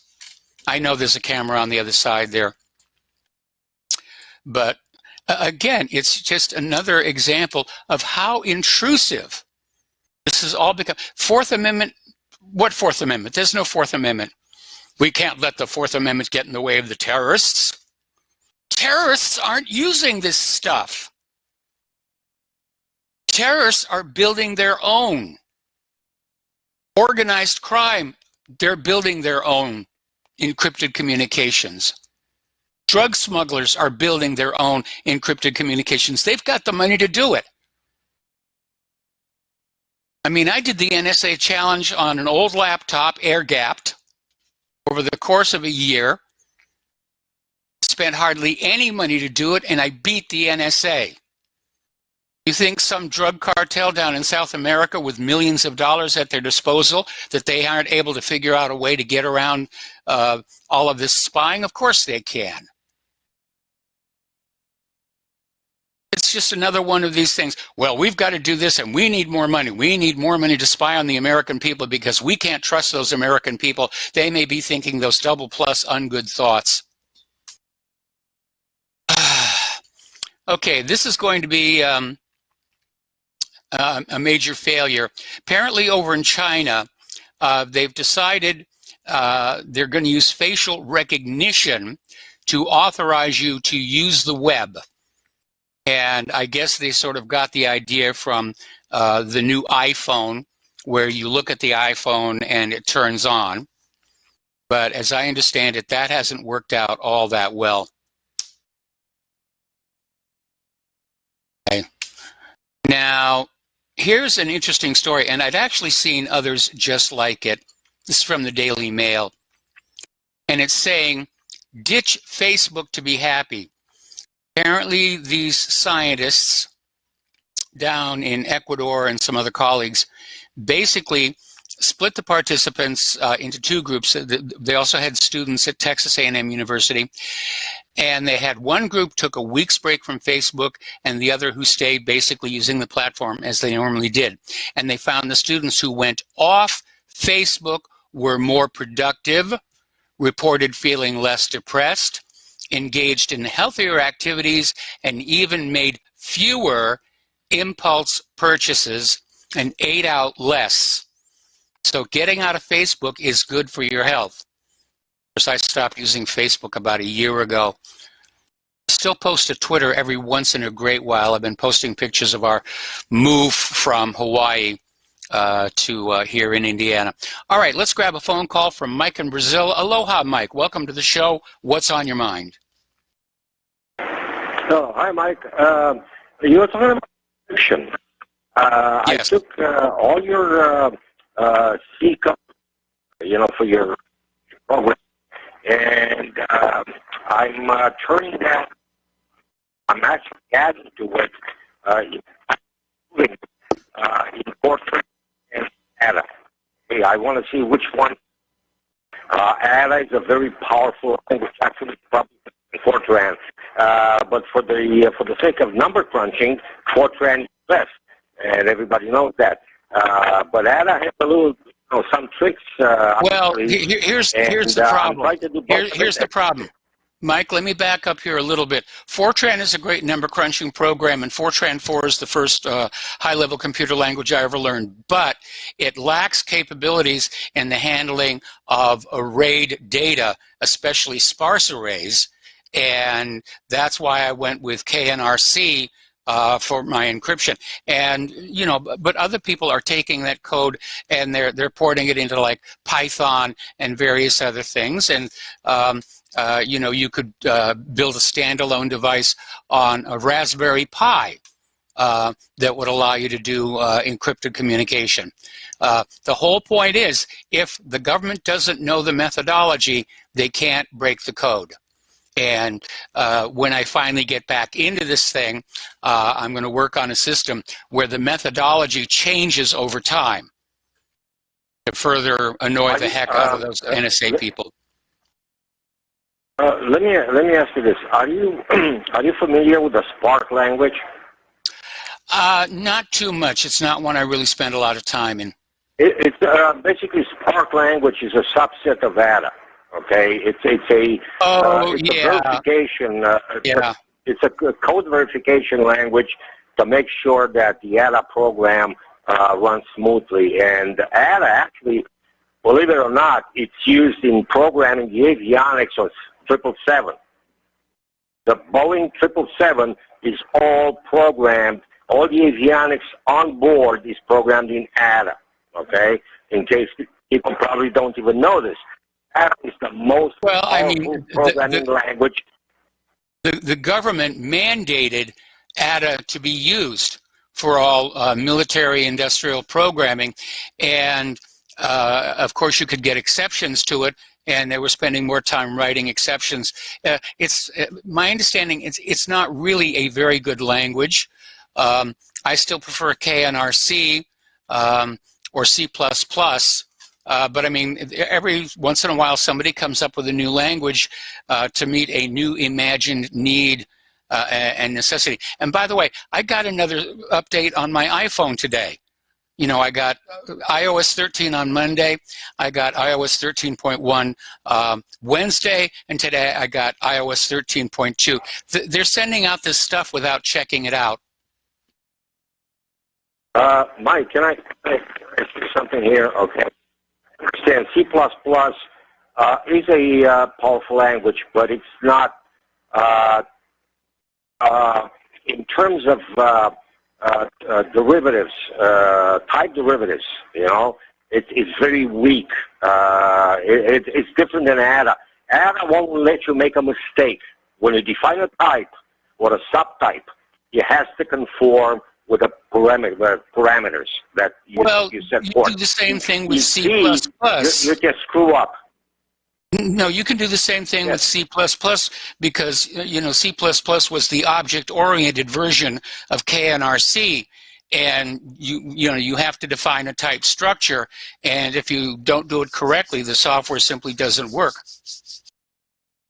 No, but what I'm saying, Mike, is that C++ lets you get away with it.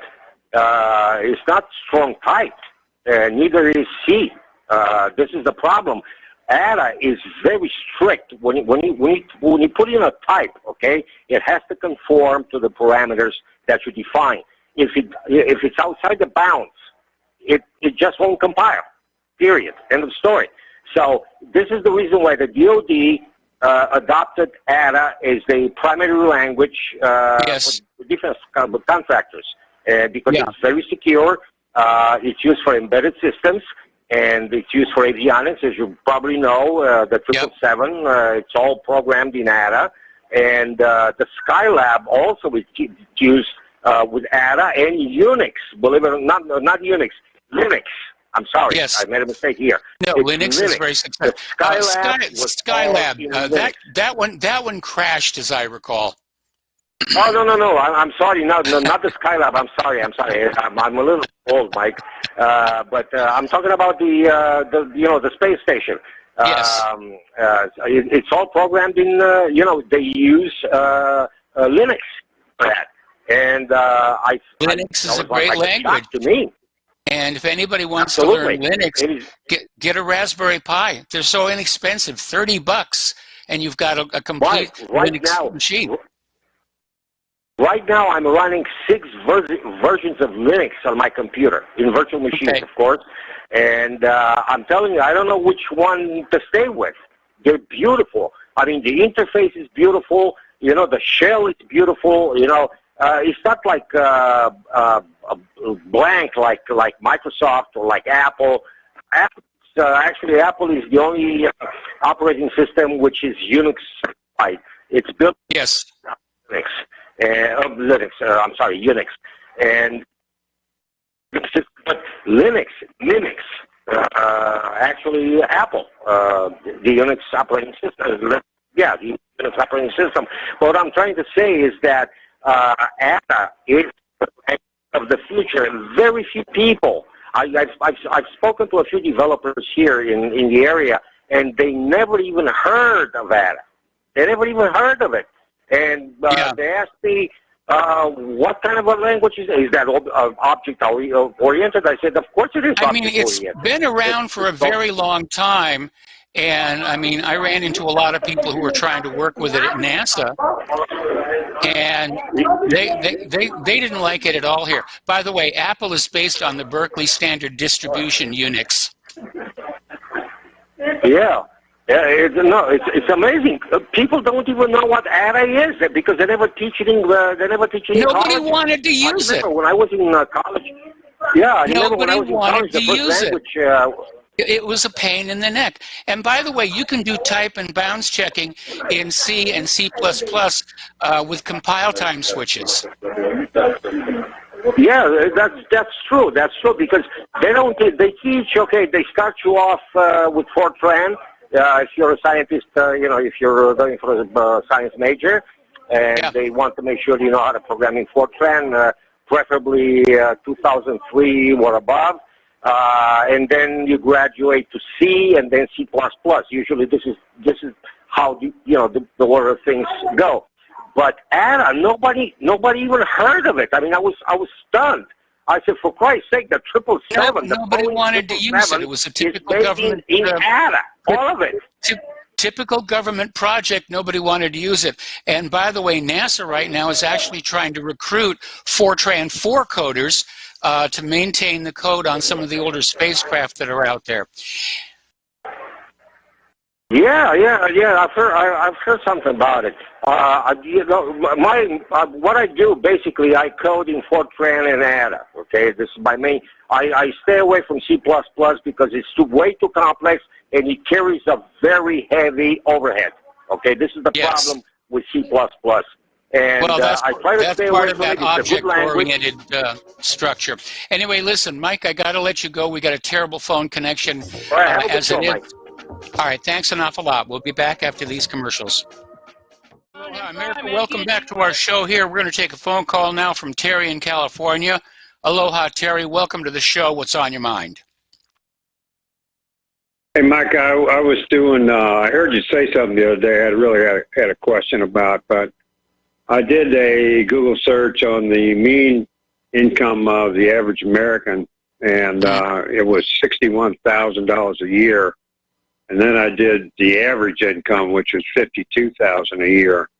And I thought I heard you tell Al in Canada the other day that you could not live, you could not maintain a middle-class lifestyle on less than $350,000 a year. Did I hear that right? You heard that right. And it basically means, the vast majority of people who think they're middle class, they're not really. We's all poor folk. Oh, right. Okay. So how do you define a middle class person? A middle class lifestyle. Well, again, this is the government's coming on out saying that if you're making $350,000 a year, you can afford a middle class lifestyle, which we presume means you're able to buy a home with a mortgage, buy a car, have a vacation, so forth and so on. But obviously, we're hearing about people who are only making $50,000, $60,000 a year. They're living with their parents. They're having to take out these usurious car loans for 8 years to get transportation. Americans are struggling and they're suffering right now. And I think one of the big lies that we're being told is, well, you're really all middle class, and you're just complaining, and whining and crying because you don't have all the toys that you'd like to have. But the reality of the matter is that the vast majority of the American people are not living a middle-class lifestyle. Well, I live in a house that's paid for. I'm retired. I live off Social Security and some other pensions. And I guess my total income comes up to about $90,000 a year, you know. And well, if your house is paid for, I mean, that's a big part of that. Right.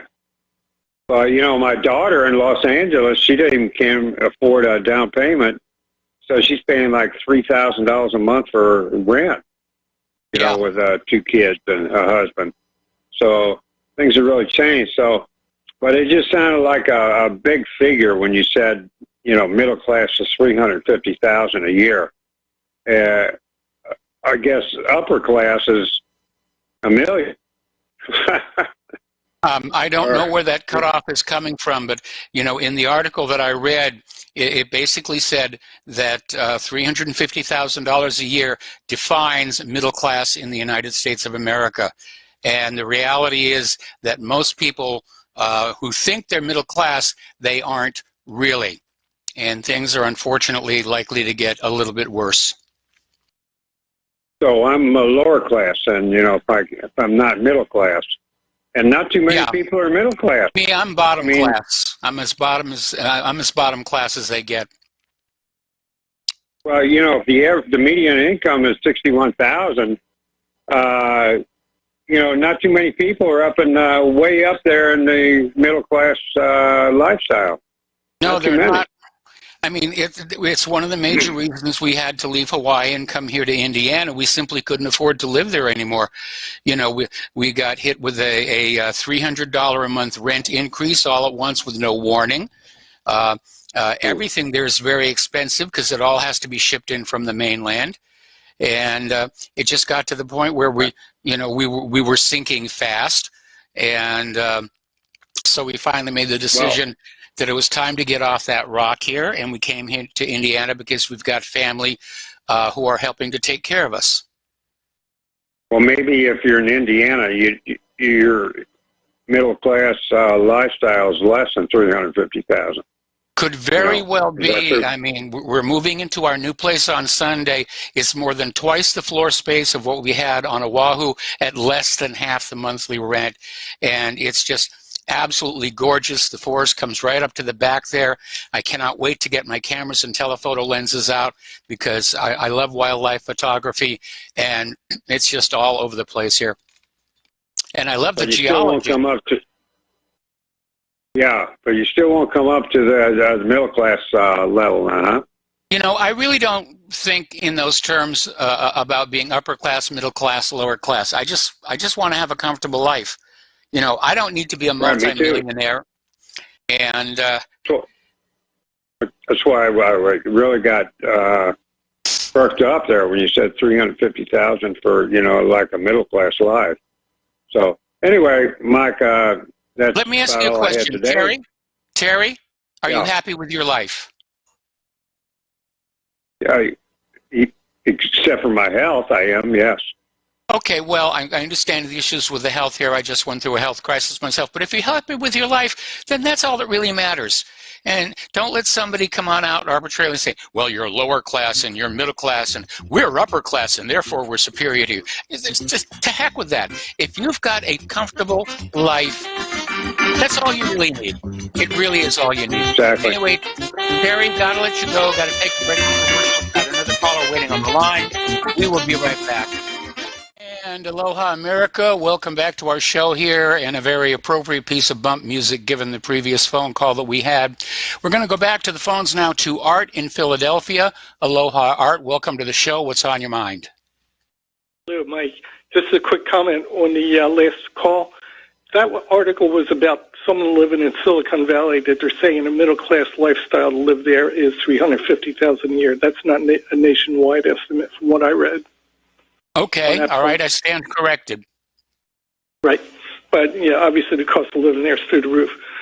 With respect to the previous caller from Brazil talking about ADA, I worked with it. First of all, it was developed at Fort Monmouth in New Jersey by Grady Bush, who was basically told to innovate the existing military languages, which were like CMS2 for the Navy and Jovio for the Air Force and the Army. And he basically went off on a tangent and created that. Ada has some serious problems with it in the actual management of it. I actually worked with it for 12 years. The idea of object-oriented programming has an inherent problem to begin with. You got to define the object. Well, that's like defining how to build the perfect car, which is the object, the first time you build a car. You can't do it. Yes. Okay? It causes your cost of doing business for that project to go through the roof, and it's had major cost overruns. It does have the advantage, as the guy from Brazil says, it prevents boundary conditions where people do, fat finger typos. That it catches that to make sure things don't go out of bounds. It does have that. But overall, but you can you can do that with C compile time switches. Every time I wrote a C program, I had a whole bunch of diagnostics up at the top in if-def statements. And when I'd compile for development, I'd say, please define this thing. And it would do things like bounds checks on arrays and whatnot. And when I got all the problems out, then I took out the compile time switches, and then it would compile and run quickly. Yep. I actually became the first Unix programmer, the third Unix programmer in the state of California back in the early 80s. And actually went back and worked at AT&T with the guys who invented the Unix operating system. I actually met Kerninger. I pointed out that he had an undocumented feature in the C programming language. You have a triple pointer in there. So you do triple, star, asterisk, asterisk, asterisk. Yes. And also talked to Kerninger and Ritchie. I meant to say Bjornstrap. I met him there talking about C++. Yes. C++ is nowhere near as good as an Ada programming language for object-oriented programming. And it is true. It is, it's basically a performance hog. What I'm seeing is a lot of people in airspace are going right back to C. Writing C code in C++ is what they're doing, which is based on the old that's IBM what I did. CL1. That's what I did for the NSA challenge. And I went back, dusted off my old KNRC manuals, and I just developed these blocks of code. And at my age, I don't feel like learning a new computer language. I do like to play with Linux. I had a couple of Raspberry Pis, which unfortunately were some of the things we had to leave behind in Oahu. I do have Linux running in an emulator on my big Windows computer, which is still in a shipping container. But I do like being able to talk to the bare metal, which is a lot easier to do with Linux than it is to do with Windows. Correct. Now, I also wanted to comment on some things. You mentioned Kroger. Well, basically being in IT consulting, at least once a week I get an email from the Indian job shop saying, we got all these job openings for Kroger over there in their office, I believe, in Cincinnati. So one thing to let you know about Kroger is they don't hire Americans, okay, for all their IT work. And also if you look on liveleak.com, they just had a movie, a video in there, like a few minutes, that talks about Walmart, that their whole shop down there in Bentonville, Arkansas, that they're not hiring any Americans, they're using the Indian job shops. So when we're talking about immigration, especially this new Senate Bill 365 and the House Bill 1104, I believe, where they want to basically give 90% of all the H-1B visas to India, I have a real problem with that one. Okay, we need to hire Americans. I have a real problem with that one too. I'm a great believer in putting America first, and I seem to recall a candidate in 2016 talking about that. But we've got to put Americans back to work first. We've got to make sure they're educated so that they can compete with some of these kids coming over from India and Asia. And that, of course, is a failure of our public education system, Common Core, and the fact that it's more about indoctrination than actual education. And now that we're here in Indiana, and I get a chance to talk to a lot of the younger members of the family, and I can see where there are serious gaps in their understanding about things like basic math and science. And you can't build a country without science and math. You really can't. And it's all in the name of a fast buck. And I just can't see this country surviving for much longer without a major change of direction. Right, I would agree with you. Now, on the national front, there's an issue that I'm not hearing anybody talk about. Again, they had some articles on live leak videos about Brexit, that on November 1st, the EU takes over the British military. They all basically then change their oath of office to the European Union and also get their nukes. And somehow that's just not an issue.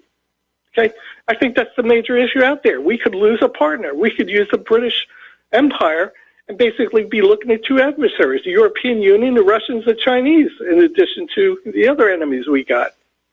Somehow people don't even see that as an issue. It's not even being talked about.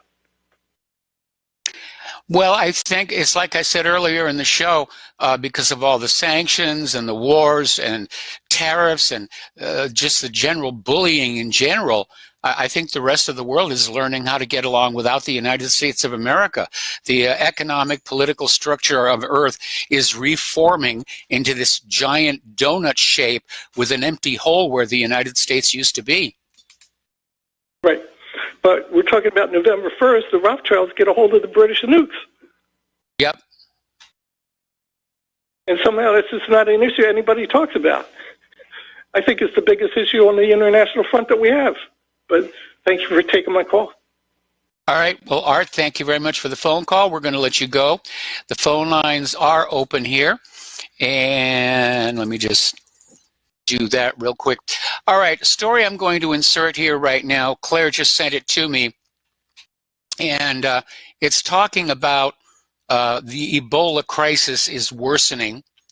It's in Central Africa. It's claimed over 2,000 lives, 3,000 confirmed infections, according to the World Health Organization. It's now threatening Tanzania. But the article comes along and says, but a new vaccine appears effective. There's the sales pitch. Get the vaccine for Ebola. Now, the question I have with that is that Ebola is a filovirus. It is based on a single strand of RNA, not DNA, RNA that doubles back on itself and is capable of mutating very, very rapidly. So a vaccine that might work on one patient, it's not going to be guaranteed it's going to work on the next patient because they'd be dealing with a different pathogen. But hey, it's going to make money, and so I guess that's really all that matters. We had that story the other day where they came on out and said the CEOs of the pharmaceutical corporations, they feel their top responsibility is to their stockholders, not to their customers.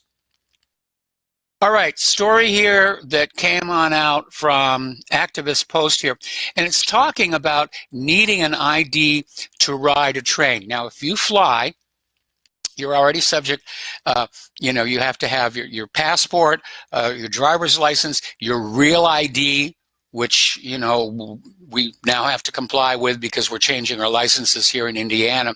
But apparently, they've never really gotten around to nailing down the ID requirements to ride a train, especially on Amtrak or Greyhound bus. And these are basically how undocumented people get around the country. And it's a huge gap. To go to the airport, you have to show all this ID and everything. But apparently, if you're an illegal immigrant, you can get onto an Amtrak train or a Greyhound bus and go anywhere in the country that you want to do. And they don't have a clear answer on how they're going to deal with this. And it is going to be an issue because, the Democrats want the illegal immigrants to just sort of come and go at will, to go into the various red districts to turn them blue. And if all of a sudden there were a policy of saying you can't get on a bus or a train without some kind of identification proving that you are a real ID citizen, then all of a sudden we're going to have a whole bunch of illegal immigrants just standing around the sidewalks of our city with nothing to do. Anyway, here is a good case of embarrassment, if you will. This trio of Democratic lawmakers decided to hold a town hall on gun control. And they were out there saying the NRA has got to go and the guns are bad and everything. But somebody somewhere made a mistake, because the venue for the town hall was at the Multi Lakes Conservation Association in Commerce Township, Michigan, which is a gun range. And so 90% of the people who showed up at this event, they didn't even realize what it was going to be about. And so you had this Democratic congresswoman out there screaming, NRA has got to go. And of course, the audience just went totally ballistic on her. Little bit of a goof on that one. Now, the other day we were talking about Zantac and how it's being pulled from pharmacy shelves because it's been discovered that one of the chemicals used in its manufacture can cause cancer. And so Walmart has now joined Walgreens, Rite Aid, and CVS in pulling Zantac from shelves. And if you have it in your medicine chest, you might want to take it back for a refund. And you kind of wonder, don't they check this stuff before it goes on out? Now, the other big health problem everybody is dealing with right now, there are currently 7 listeria-related food recalls in effect in this country. Now, listeria is a biological disease, and it can be very serious. Over 90% of the people who become infected with listeria are hospitalized. It has a mortality rate of 20 to 30%. Symptoms can appear as early as the same day of exposure or as late as 70 to 90 days after infection. Listeria can live in cold temperatures. It multiplies rapidly and can live for years on equipment in places food is prepared. See, that's how it spreads, basically on things like meat slicers and knives. And it's back in the news because there are several outbreaks and recalls that you need to be aware of. And it's a foodborne bacteria. And apparently one of the recalls is Bardwell Farm cheese that has been recalled. Let's get this back up here. Okay. Miss my big machine. Okay, so you've got the Bardwell cheese, and you've got apparently in a September 30 press release, the company listed the potentially contaminated products they are voluntarily recalling. Now, if you belong to one of those big box stores like Sam's or Costco, and you've got a membership card, you will get an email notification that this is happening out there. Apparently, on September 28th, the U.S. Department of Agriculture's Food Safety and Inspection Service announced that Tip Top Poultry Incorporated in Rockmart, Georgia, is recalling an undetermined amount of ready-to-eat poultry products that appear to be adulterated with listeria. And again, it's great that the FDA is out here looking at this stuff after the people are getting sick, but how about getting to it first? So anyway, apparently the frozen, cooked, diced, or shredded RTE chicken products were produced between January 21st, 2019 and September 24th, 2019. And if you go to this article, which is on the front page of whatreallyhappened.com, they have lists of the actual names of the products there. But apparently the brands include Tip Top, Butterball, that's certainly going to be a problem come Thanksgiving, Purdue, GFS, Clean Eats Cafe, Cisco, Delicious Farms, spelled with a Z, and West Creek. So the USDA recommends throwing these products out or returning them to the place of purchase. Apparently up in Canada, there is this company called Metro Ontario, and they're recalling Metro brand deli trays due to listeria contamination. And here's one of the interesting things. I know a lot of people, when they go to the market, they like to go to the deli counter and have their cold cuts sliced fresh right there. And believe it or not, you are more likely to be exposed to listeria on those slicing machines than getting the pre-packaged, vacuum packaged meat. So you may want to be keeping an eye out for that. Fisher Packing Company of Red Key, Indiana, not far from here, is recalling approximately 744 pounds of ready-to-eat pork products that may be contaminated. And apparently, this does involve vacuum seal packages containing Fisher Meats old-fashioned smoked hams. The lot code is 19239 on the label. Vacuum seal packages of various weights of Fisher Meats smoked ham shanks with natural juices. Vacuum seal packages of various weights of Fisher Meats Canadian bacon with a freeze-by date of 11/25/19, lot code of 19239 on the label. Brand spelled BRANDT, extra lean kielbasa sausage is another one you need to look out for. Bagged salad kits and kale. I know a lot of people like to use the bagged salad kits. You get the bag, it's already got everything in there, but apparently Ransland Farms is having to recall their bagged salad kits here. And there is a nationwide salmon recall in the United States right now. Listeria. And it's ugly, it's a bad thing. Down in Florida, there's an entire business has shut down due to listeria contamination. We're going to take a commercial break. Back with the rest of our show after these few words. Aloha, America. Welcome back to our show. Last segment of our program today. We're talking about listeria, which has become, unfortunately, a major problem in this country.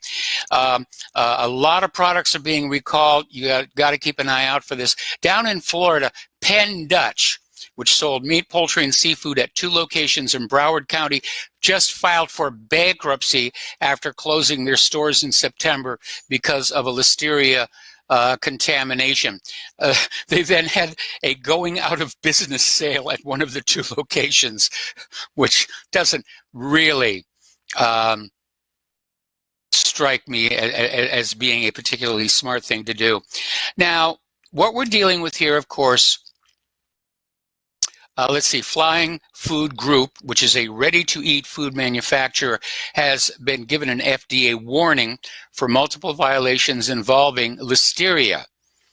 And inspectors found serious violations of the current good manufacturing practice. What this all comes down to, this is not like it's something that, it's just out there and you're going to catch it and you're going to get ill. It comes down to sanitization and sterilization of your cooking utensils, of buying a block of meat, if you really want sliced meat, slicing it yourself using utensils that you have cleaned and sanitized yourself. You can actually buy household products. It's not dish soap, it's sanitization, and it's designed to kill things like listeria. The church that Claire went to when we were in IAEA, when we had any kind of a food-involved situation, in addition to washing all the dishes, there was a separate tank of this sterilization, sanitization chemical that they did. And they never had an outbreak there.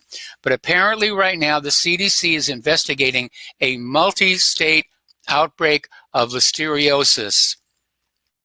And basically, you just have to handle deli sliced meats and cheeses carefully and possibly slice them yourself. I mean, you can go down to like the Walmart or Sam's or Costco, and you can get a little home slicer that you use, and then you take it apart and you put it in the dishwasher, you put it on the hottest water setting that there is, and you know that the listeria bacteria are going to be destroyed.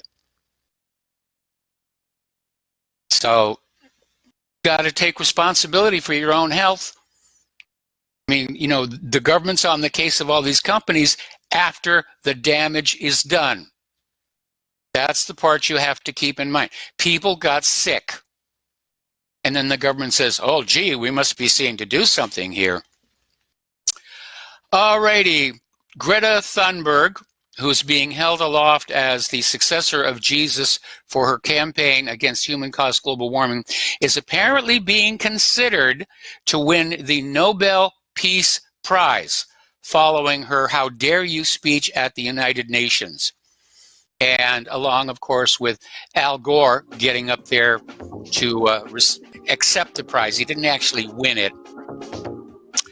I think the Nobel Peace Prize has discredited itself. Okay, there's the music. Time for me to get on out of here. Stay tuned for John Stedmiller. I'm sure he's got lots of interesting things to share with you.